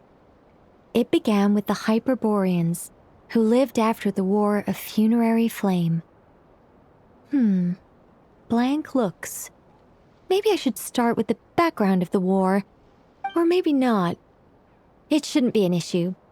I'll fill in the gaps for you when we have more time. Anyway, after that war ended, the three moons retreated to beyond the false sky. The Hyperboreans were humans I once aided. They accepted the civilization and creations bestowed upon them by the angels. But despite accepting many blessings of the angels, many among them still held on to their faith in the moons. They were reluctant to accept the new order, even after the War of Funerary Flame. They sought to contact the moon goddesses beyond the sky and receive their guidance. But all three had passed away by that point.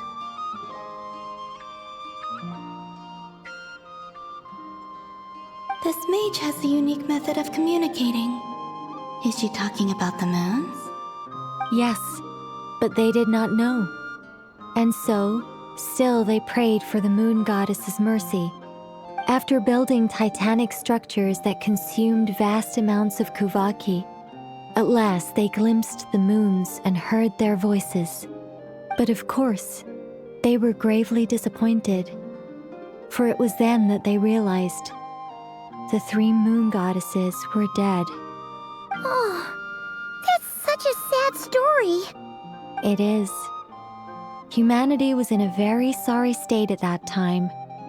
The angels who had once aided them were gone, and the War of Funerary Flames had left them homeless and destitute.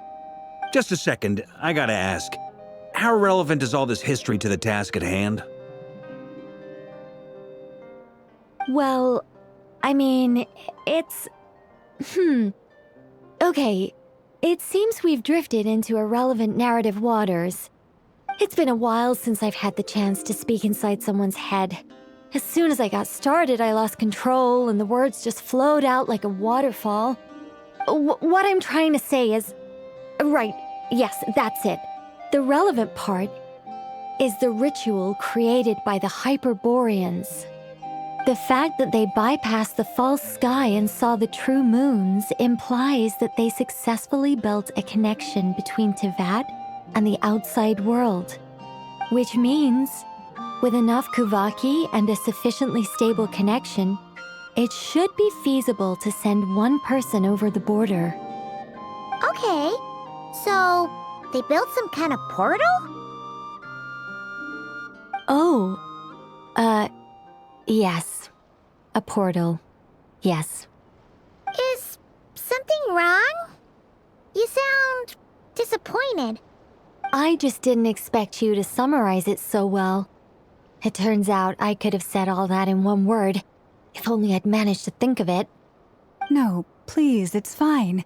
This is invaluable knowledge. I'll be sure to record and preserve everything in writing. Oh, really? Well, in that case, I suppose I could backtrack and add some more detail. I did gloss over a few things so far. Whoa, time out.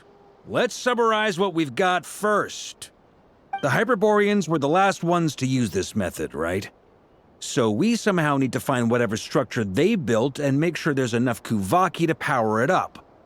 Luckily, we have the moon marrow of both the eternal and iridescent moons, so we're all good for Kuvaki. Which means the key issue we need to focus on is finding the place. Am I right so far? Yes. Although I expect the structure is long gone by now. That said, what if we could take advantage of the phantoms to travel back to a time when it still existed? Well, travel back isn't quite accurate. It's more like we'd be creating a handshake between 2 points in space-time. We wouldn't even have to pick a time when it still existed. It could just be a time when it still appeared in phantom form via projection, or we could project our own phantoms, fold them together, and... You look lost. Was that too hard to follow? Yeah, things got a little, technical there. Paimon's brain is reaching capacity. All right. Let me think about how to put this more simply. Okay, got it. Over the next few days, I'll search for phantoms that we can use. Once I find one that meets the criteria, I'll let you know and we'll regroup. By completing certain rituals, specific individuals will be able to enter the phantom and make it to the Hyperborean structure. If everything checks out and it looks feasible, we'll just need to wait for Moon Prayer Night, and we can send the Moon Goddess back home. I'm really skimping on the detail here. Is this making any sense at all? I think so. For now, we'll just wait to hear from you. Yes. Basically, yes. Great. Counting on you. In the meantime, we'll focus on finding the Moon Goddess's name. My name? Are they looking for a way to stop me from disappearing? Excuse me, Miss... Go on, Miss Nicole. This conversation was a little all over the place. I didn't catch your name. I am Lauma, of the Frost Moon Scions. Ah, I did wonder.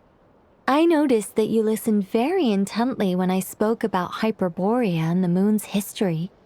If you'd be interested, I'd love to visit you this evening and go through it again in greater detail. Also, if you were serious about making a record, it would be too risky to simply write down the raw details as is. I would suggest some tweaks. Maybe rewrite the stories as fairy tales or fables, perhaps even prayers. Anyway, we can cross that bridge when we come to it. So, see you later then? Oh, and no need to prepare anything. Just a cup of tea will do. See ya! She seems friendly. It's just... It's so nice to find someone who's actually willing to listen. I've been dying for a chance to finally go through all this systematically from start to finish. Any longer and I'd probably start forgetting it. Now Paimon gets why Alice told us to mind our heads. Ha ha ha ha! What did I tell you? A lot of quirky people in Alice's orbit. Now then, the next order of business is, where do we start looking for the Moon Goddess's name? Maybe the rest of what Nicole has to say might give us some clues. Once I've heard her out, I'll summarize the salient points and share them with you all. I'm also inclined to review our other documents. Yes, our faith was first established by our Hyperborean ancestors, but many of the more factually accurate records are from after Kutar's birth. Sounds like we're gonna follow Columbina's journey through Teyvat, huh? In that case, we'll start by heading to the Frost Moon Enclave. Sounds like a plan. Take this with you. I'll see about getting in touch with the Fatui. It'll probably just be Arlecchino and Sandroni again. They're the only ones who would want to help. Thank you, Mr. Varka. Ha ha ha ha ha! Don't mention it. Honestly, I'm more comfortable dealing with the Fatui than prying into the details of a young lady's childhood. Catch you later. I should follow them, just in case there's some way that I can help.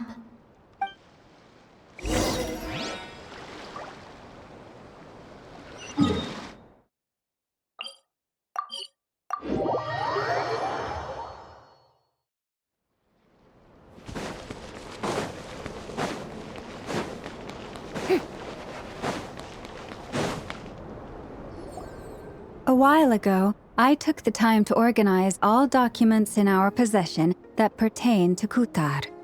What you see here is the material I consider reliable. You're saying there's unreliable material too? Yes. Most of the information we have was transmitted through an oral tradition. Inevitably, some of her stories were mythologized and deified over the years through countless retellings. That's why I organized them into reliable and unreliable. There's no sense seeking answers in history unless we can ensure the veracity of the historical record. Makes sense. All right, let's take a look through.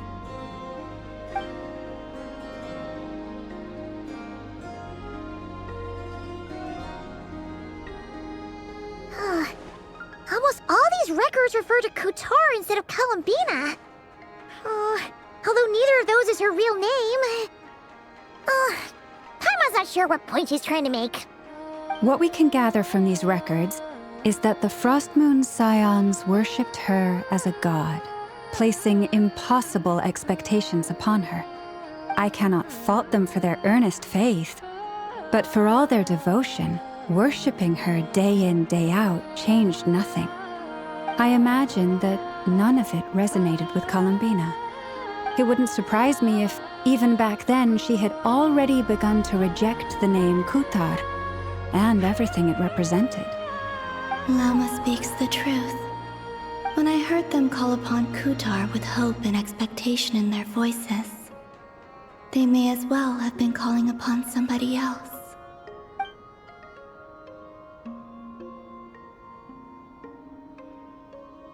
Well, that's a bit complicated.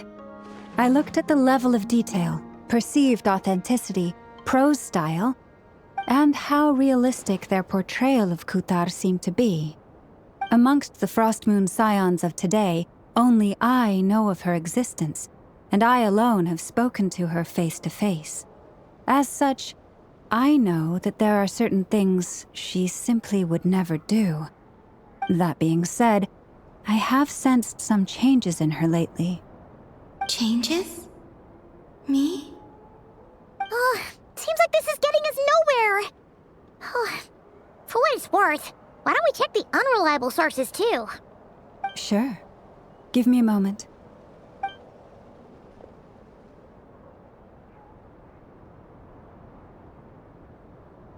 Exerting but a fraction of her divine might, Kutar sheared a great mass from the snow-capped mountain and cast it into the sea, upon whose surface shone the mirror image of the moon. Thus was formed the island of Hisi. Yeah, right. That doesn't even begin to pass the sniff test. The 3 moons are naught but lies through and through. Only one moon has ever shone for us, and Kutar is her name. The vast majority of ancient texts are filled with fanciful tales like these. I trust you understand my criteria a little better now. Kutar did not speak, merely gazing into the distance in silence. And where her gaze landed, this was her prophecy. Clearly, whoever wrote this text never even met Kutar.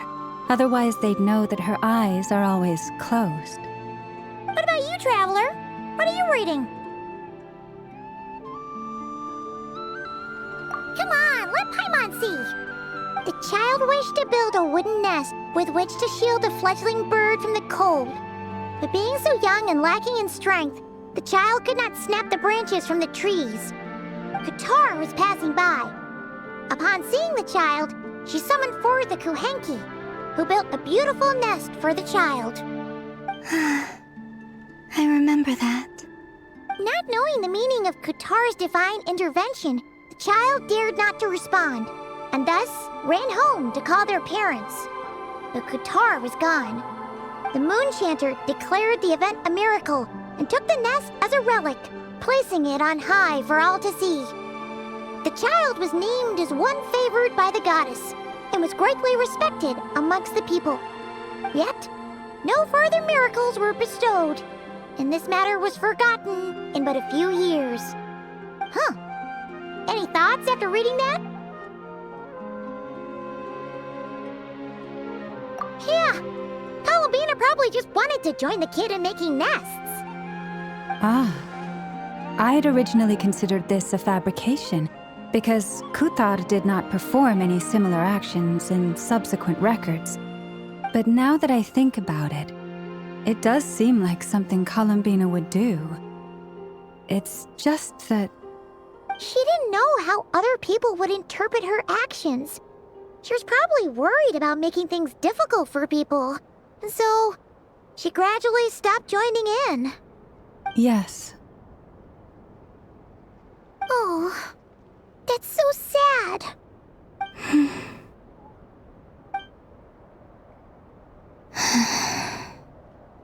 And now, I can make no such gestures of warmth, even if I want to.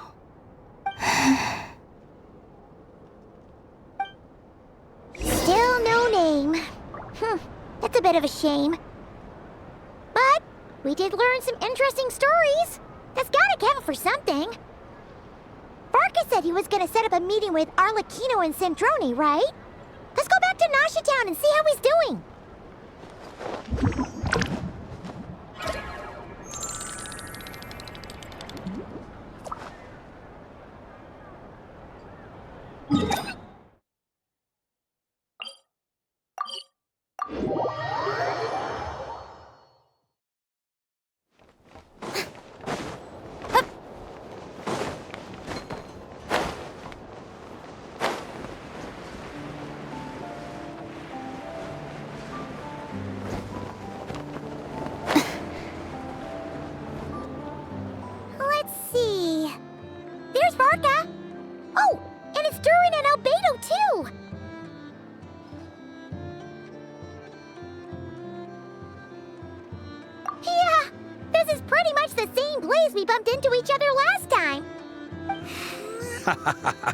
I convinced them to stick around a little longer. We were all waiting on people, so I figured having a little company would help pass the time. Ah, so you've been waiting for us? Does this mean that you've already arranged things with the Fatui? Sure does. Now you're back, we can go meet up with them together. How'd your investigation of the Frost Moon Enclave go? Well, we didn't find out Columbina's true name. But apart from that, it went pretty well.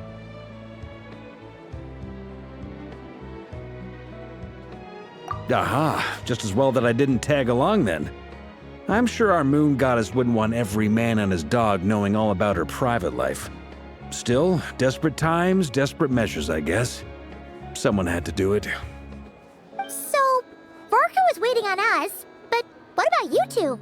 Are you waiting for Alice? Oh, no. We already met with her. We discussed that experiment I mentioned to you last time.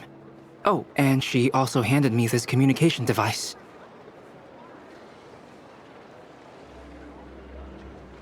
That's right.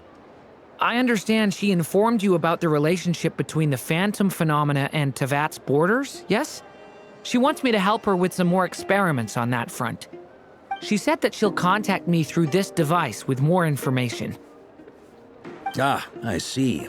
Following instructions and making observations. Pretty common research method. Takes me right back to Albedo's lab. Wait, then who exactly are you meeting? Someone you know. Albedo's met him too. But I don't think Miss Lauma or the Grand Master have been introduced. Introductions are overrated. Especially in cases like this. It's you! So? It's not like the academia has prohibitions against going abroad. Also, I applied for leave. I've been writing to Hat Guy since obtaining a human form. I've already brought him up to speed on everything that's been going on in Nodcry. Hat Guy? Turns out, I actually have heard that name before. Oh? Then why did you react the same way I did?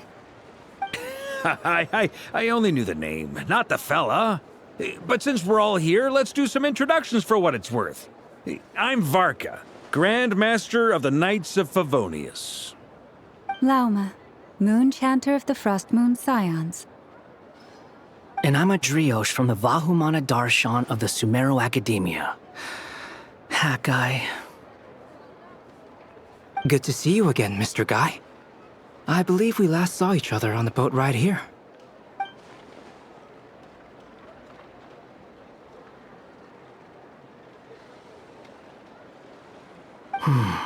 Mind you, the only reason I came here is because there's someone I want to look into.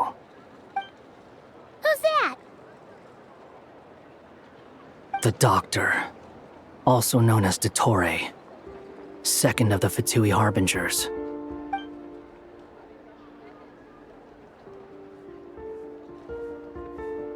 From the tone of your voice, it sounds like there's bad blood between you. I was reviewing our archives and noticed that a lot of information about him was missing. Left a bad taste in my mouth. That's all there is to it. Dottore, or Zondique, as he was then known, once studied at the Academia, but he got kicked out before he could graduate.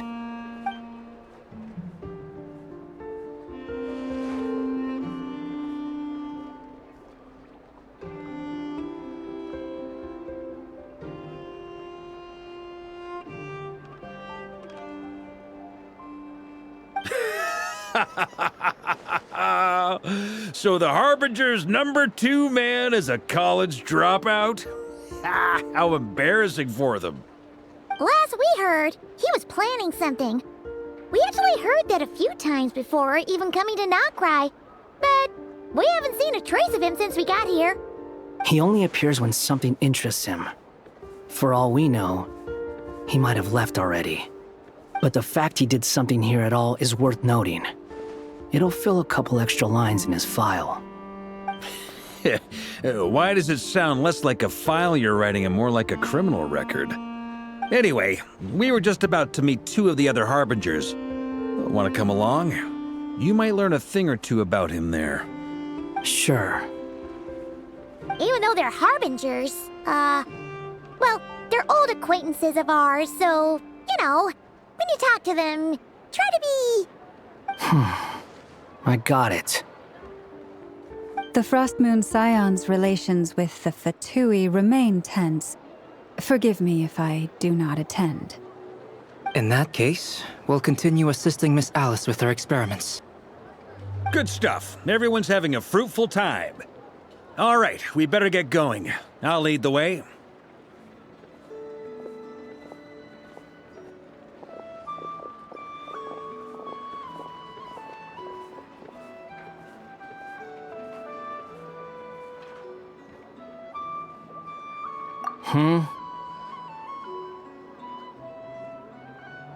Well, yeah, that's obviously part of it. But I'm not the only one who has a score to settle with him. Neither you, nor Lesser Lord Kusanali, nor I want to see him meddling with things again.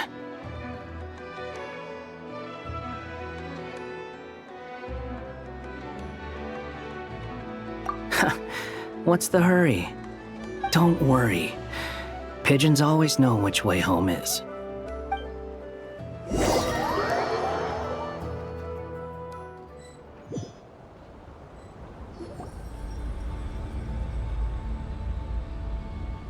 You made it.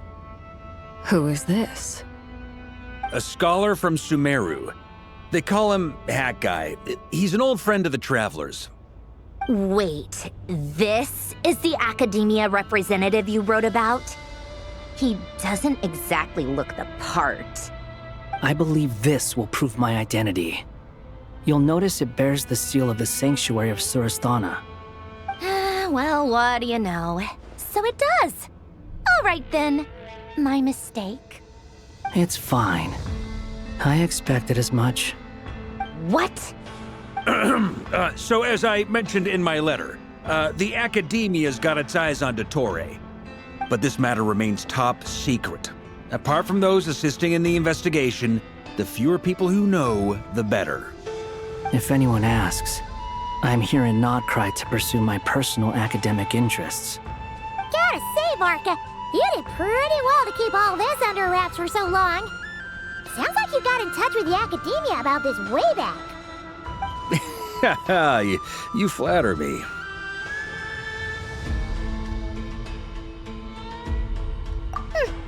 Where do I even start?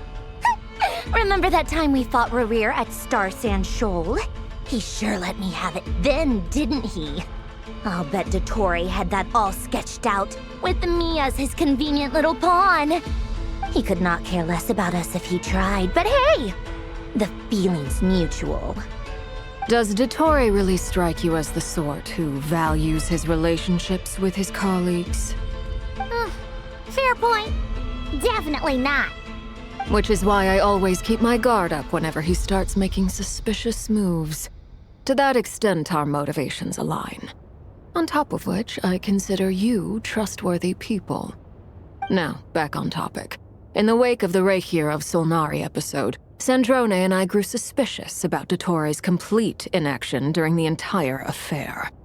So we tried to find out what he'd been up to, but unfortunately to no avail. He never lets anyone in on his plans. The more he cares about something, the more secretive he gets. Indeed. Perhaps he believes that by keeping a low profile, he can avoid trouble. But that trick isn't going to work on his colleagues. Yeah, I mean, he's been researching the ancient moon's remnants. And he's been trying to get his paws on the moon marrows. Only an idiot would believe he doesn't have something more planned. With this in mind, I returned to Snezhnaya and relayed my thoughts to Her Majesty the Tsaritsa, entreating her to have him recalled. That's pretty direct. Did the Tsaritsa agree? Yes. I made it abundantly clear that the Fatui's business in Nodcry is almost concluded, and we do not need 3 harbingers in this territory. Her Majesty concurred. Accordingly, Dottore has returned at her orders. I imagine he's continuing with experiments, which no one besides he would ever have any interest in. Common sense might mean nothing to him, but he's not stupid. He knows that no good can come from opposing the Tsaritsa. Smarts alone won't get him all the way. He needs the Rooster's resources and Regrator's Mora, both of which the Tsaritsa can strip from him by waggling a finger. But doesn't he have a track record of publicly following orders while going against them in private? He probably has it down to a fine art by now. Wouldn't put it past him. We worked together on a research project once. Only briefly, but it was enough to show me that we're fundamentally different people.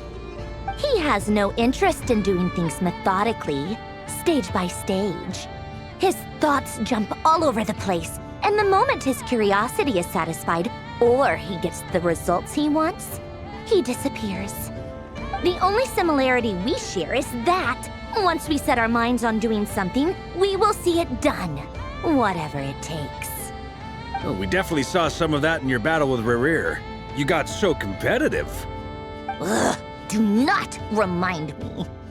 Then I believe we all concur. Dottore will not simply give up. Fantastic. Now this is turning into a whole day of unpleasant memories. Ugh. Are you talking about the moon marrow stuff? He also strikes me as the kind of person to disregard experimental regulations, ruin all the equipment, and go way over budget. Then leave the first person he can find to deal with the fallout. Exactly.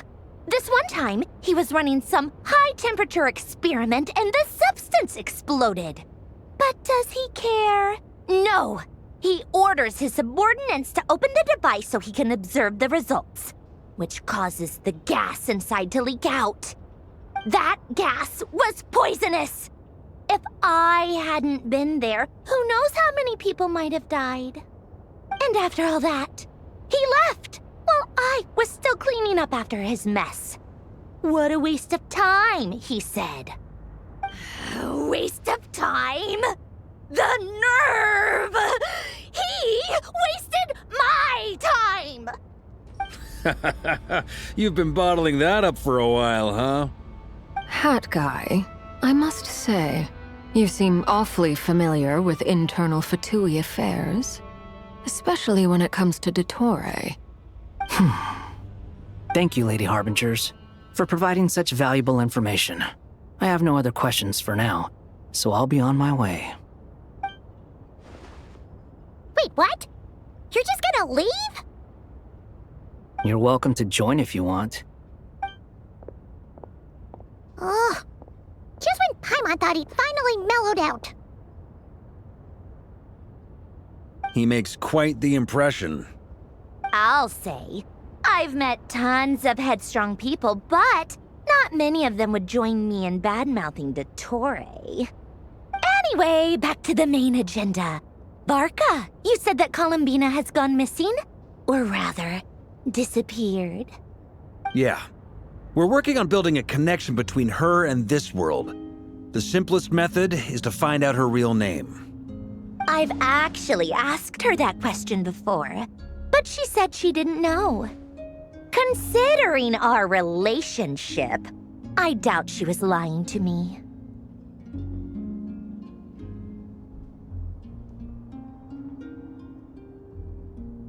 As far as I recall, she was never dispatched by Her Majesty to claim a gnosis or anything like that. The Tsaritsa's plans had long contained a place specifically for her. I always thought that was weird. What could she do that the rest of us couldn't? Knowing what we do now, it's probably something related to Kavaki, right? More than likely. When she first arrived, Columbina would often go to Her Majesty and ask when she could start the task assigned to her. But Her Majesty always gave the same reply. The time has not yet come. So she spent her days in Snezhnaya doing basically nothing. The Tsaritsa has summoned a beautiful blind maiden to be a harbinger, giving her the third seat by virtue only of her enchanting voice. It was a dumb and stupid rumor, but the reality of the situation made it hard to refute. And what happened after that? I imagine she stopped caring. She no longer seemed to care why she had been recruited, and Her Majesty never gave her any missions, so she just continued to sing in the flower garden. For my part, I was busy. So busy, in fact, that watching someone be that idol had me fuming. But still, I got the sense that she had long been used to a life of other people claiming she was needed when she wasn't. I just felt that having a place to stay would cost me something eventually. And so I waited quietly for the day that I would have to pay the price. And on the other end of that spectrum, you had me. Someone once told me that I had the lousiest work and the toughest luck. That's a good way of putting it. I forget who said it, but those words have always stuck with me.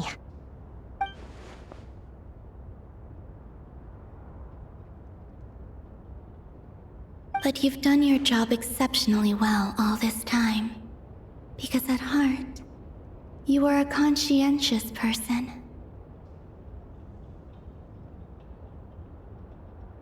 What is it? Something come to mind?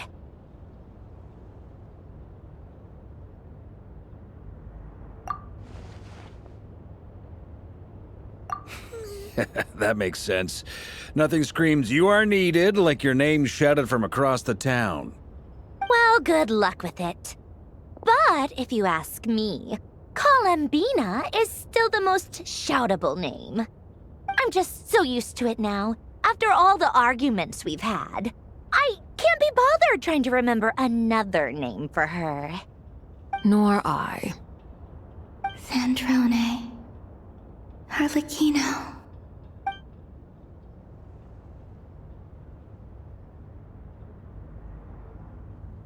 Huh! It's a Sealy!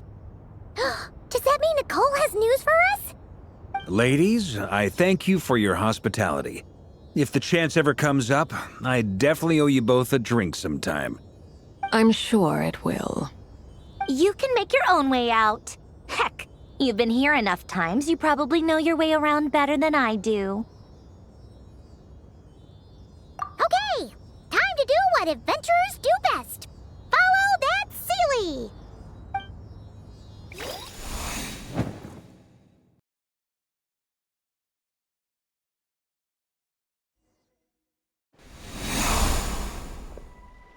Here you are.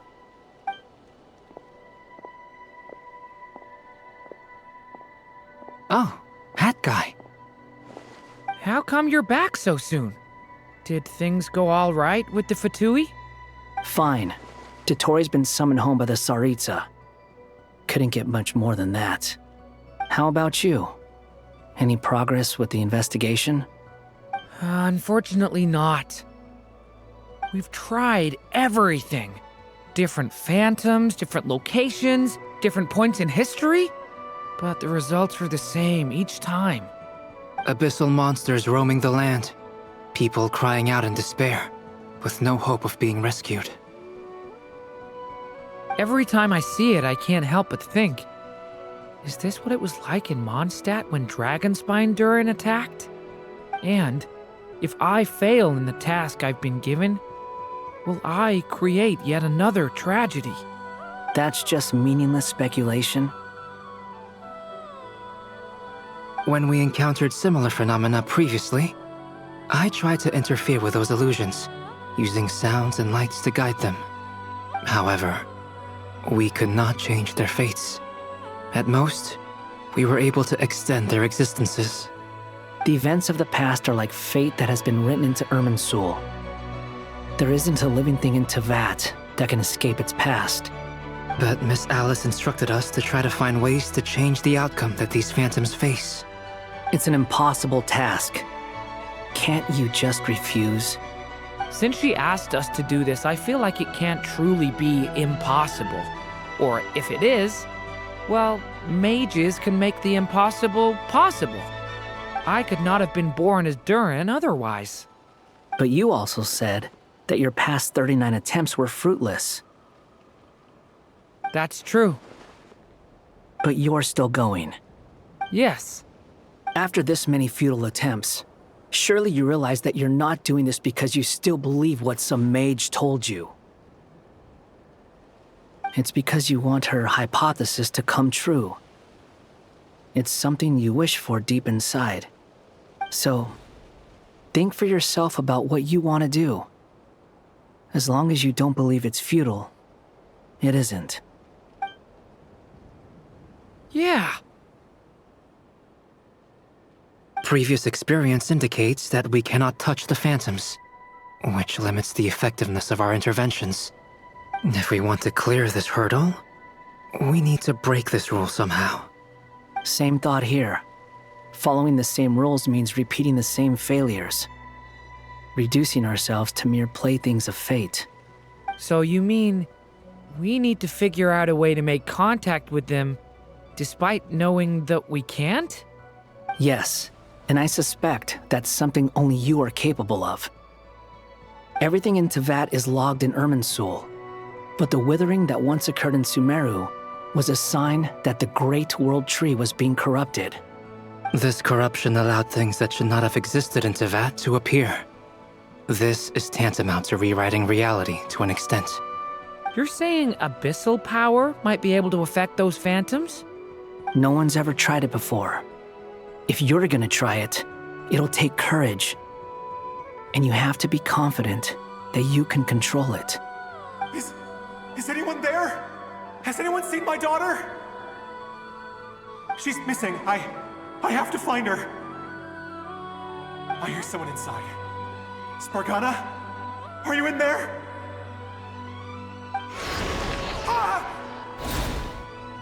If I can use my abyssal powers to warn him that there is danger here, maybe it'll change his decision. Maybe he'll stay away. Yes. The important thing is not the nature of the power, but rather how you use it. To intimidate and obstruct. Sounds about right for the Abyss. Well, let me try. I should be able to influence that thing. Have you seen a little What? This isn't the time for that! Just run!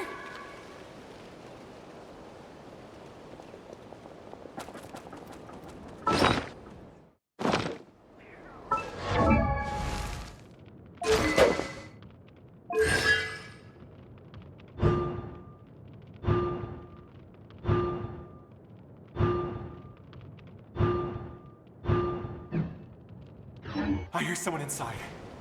Spargana? Are you in there?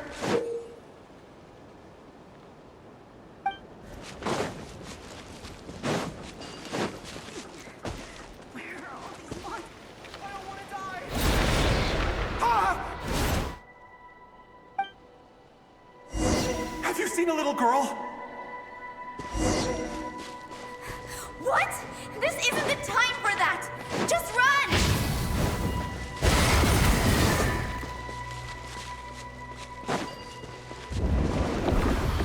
I hear someone inside.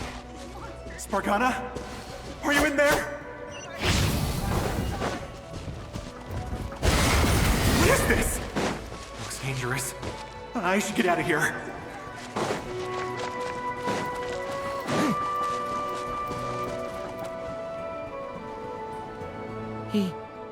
He really left.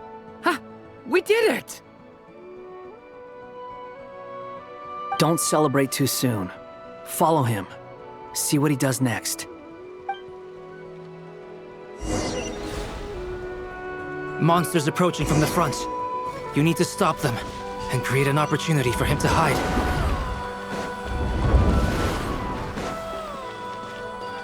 No! There's monsters ahead!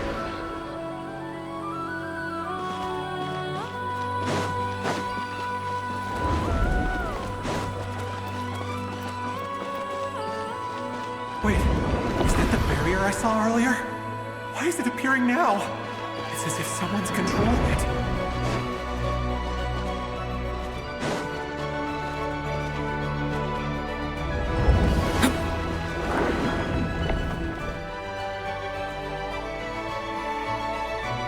The monsters are gone. Is it...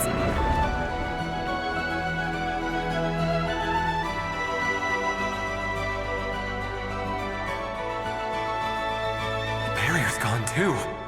How odd. Anyway, I guess I'll keep going. Quickly, let's keep up.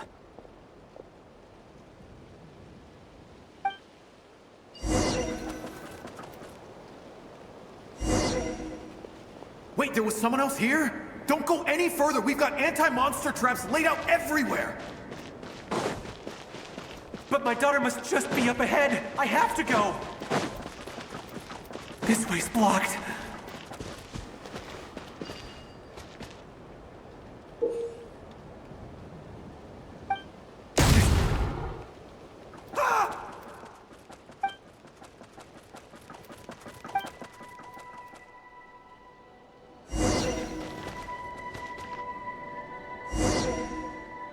Wait, there was someone else here?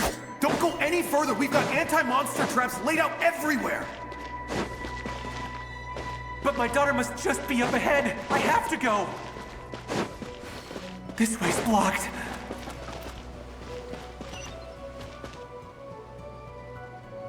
We might be able to use the explosives over there, but we need to take care not to hurt him. I'll use the barrier to keep him at a safe distance. This barrier seems to be helping me somehow.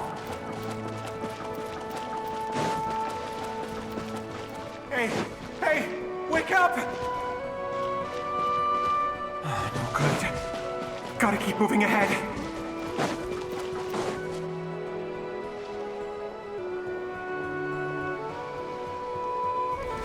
So many monsters! There's still a chance, Durin. Use the traps.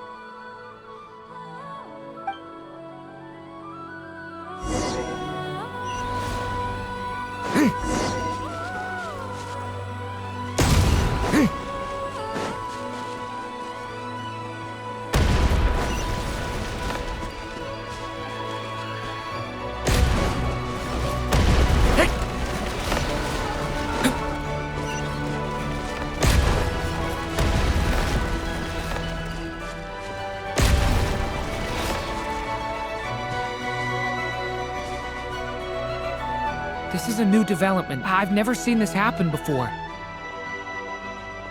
We might just be able to save this person.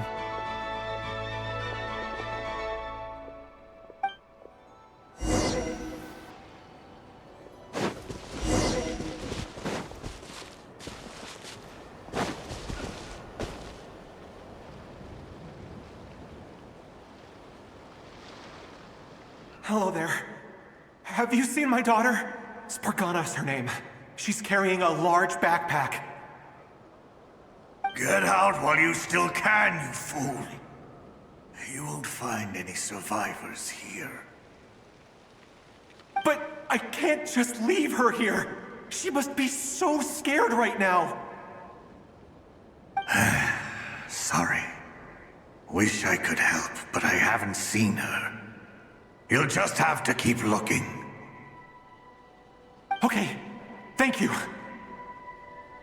If I do find her, I'll get her to shelter and come back for you. Don't bother. I've got nowhere left to go.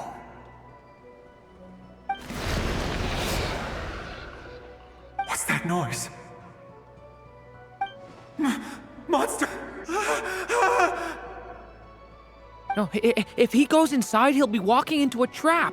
Let's try this once more. This time, we have to stop him.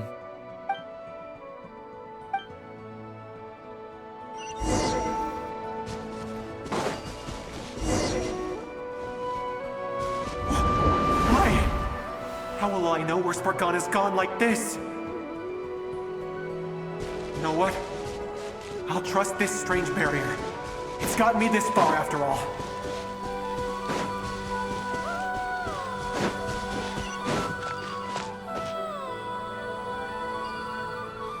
Spargana, are you there?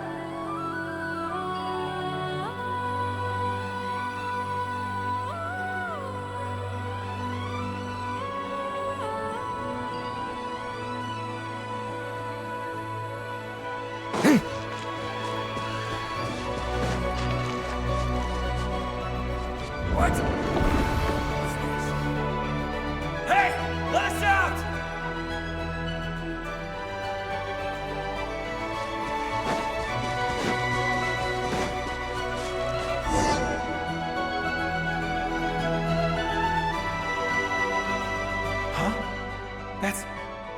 That looks like one of my daughter's books! Thank you. Thank you! Yes, it's one of hers for sure. That's her name on it right there. She left her backpack here.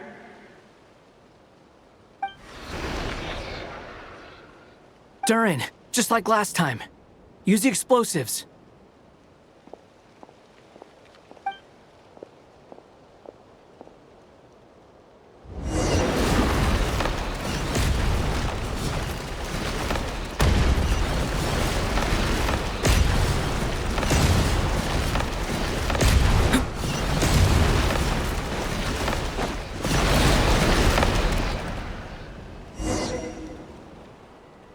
It won't work. There's not enough left. If he makes it in, he'll die. But then, this clue could be the key to him finding his daughter. It might not be the only one. Better he misses that clue than loses his life. I guess so.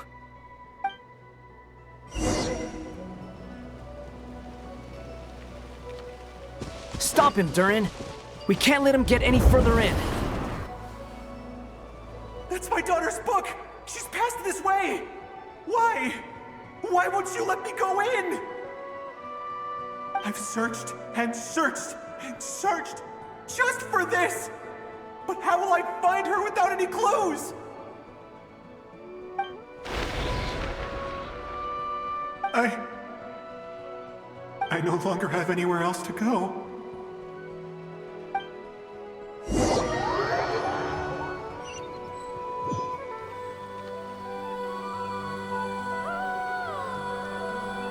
I'm sorry.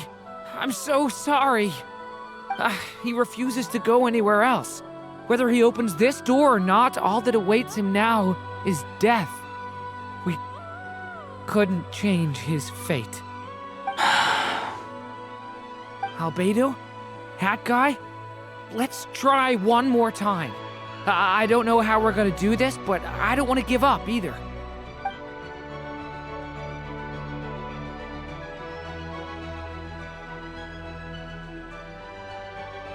Why am I here? What's going on? All these scenes running through my head. Where are they from? Huh? What's going on? His reactions have changed. How many times have I... What's happening to me? Huh? Wait, who are you? You can see us now? I feel like I always could, but that I only just realized you were there. I'm sorry, I don't know how to describe what I'm feeling. But you were the ones guiding me using that marked barrier, right? I haven't done anything yet, but those monsters, those deaths, they feel like memories. Like things I really did experience. I won't find my daughter. In fact, I'll ultimately die trying to find her. Isn't that right? Well, no, it isn't. Yes, it is. Even so, we're trying to find a way out of this. You've not seen my daughter either, have you? It seems she really isn't here.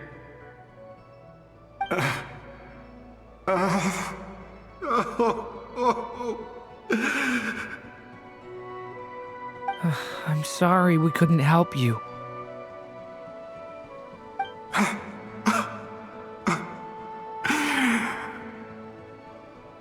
I'm just tired. Maybe this is destiny. Maybe it doesn't matter how hard I search. How long do I have left? Experience says 15 to 20 minutes. 15 to 20. Thank you for all your help. Let's rest a while. You look exhausted too. Now's not the time for you to start pitying us. It's not pity. I'm just realizing that I've only got 10 or so minutes left. You know?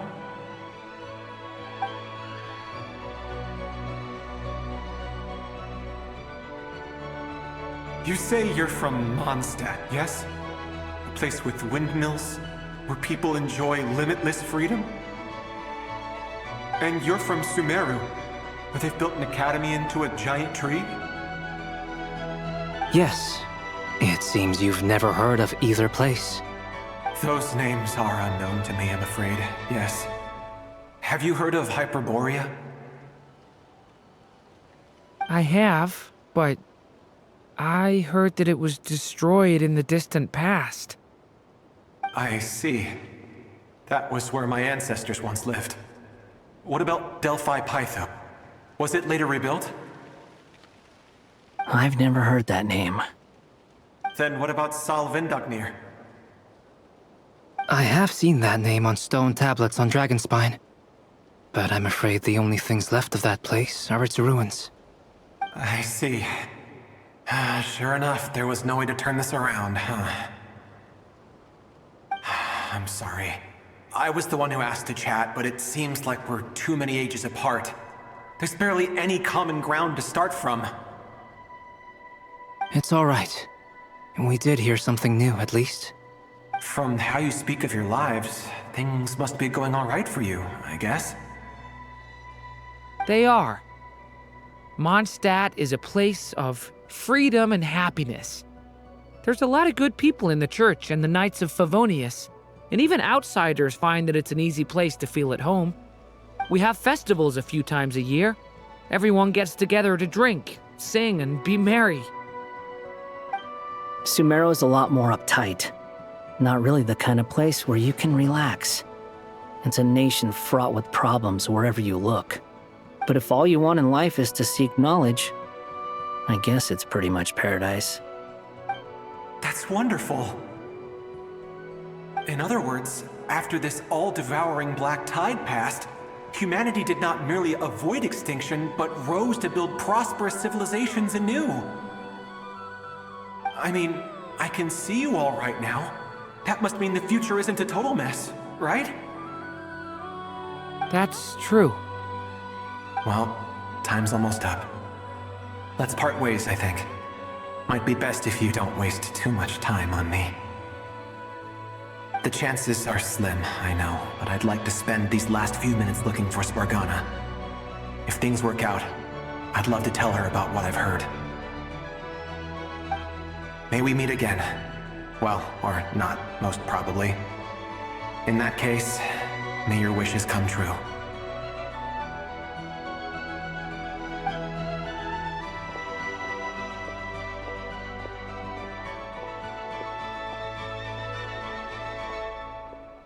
He's gone. In a few minutes, he will meet the end that was his to begin with. The ending of this tale did not change, but I believe that we've just made the most progress we have yet. May your wishes come true. If only it were so simple. Hat guy, could I ask you a question? You've never talked about your past. It seems complicated, and it weighs heavily on you, too. Would you be willing to tell me about it? I mean, sometimes it's better to get things out in the open. Take that guy we try to help, for instance. At least he said goodbye with a smile, right? I know about Albedo's past. Our experiences are very similar, and he created me. As for you, you're my first friend, and you've witnessed every step I've taken. But by comparison, I know nothing about you. Either way, I mean, we're still best friends. But if I knew more about you, I might understand your thoughts a bit better. I've told you about myself. I'm a student at the academia. And what did you do before that? Prepared for the entrance exam? All right. If you really don't want to talk about it, I won't press you any further. I was a puppet built from the branches of a white tree, using technology left behind by the Conrian schools of mechanical engineering. A white tree? You mean an Irminsul tree? Yes, a branch of Irminsul that was once connected to the main tree. So you had a human creator too? Yeah, but my creator abandoned me after deciding that I was a failure. After that,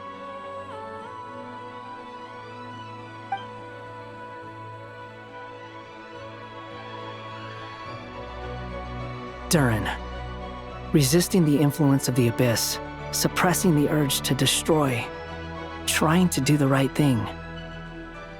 None of these things are easy, but no matter how hard they are, trying to rewrite past wrongs is far harder.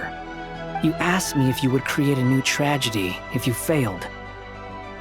I told you there was no point speculating about that, but the real answer is, yes, you absolutely will.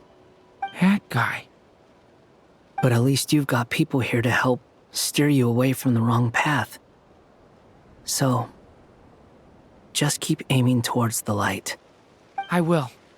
I promise. All right, break time's over.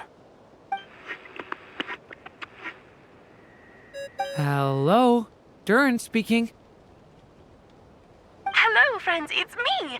What have you been up to, I'm detecting some unmistakable fluctuations here at the border. The amplitude isn't particularly high, but they're completely different signals from the ones before, and the scale is comparable to those I've detected previously. Alice, we were unable to save that person. However, he appears to have retained a portion of the memories gained through that cycle, and was able to hold a conversation with us. I see. Well, that is rather odd indeed. It definitely merits further attention. Could I trouble you to keep trying the same approach? I need to gather some more data. Counting on you.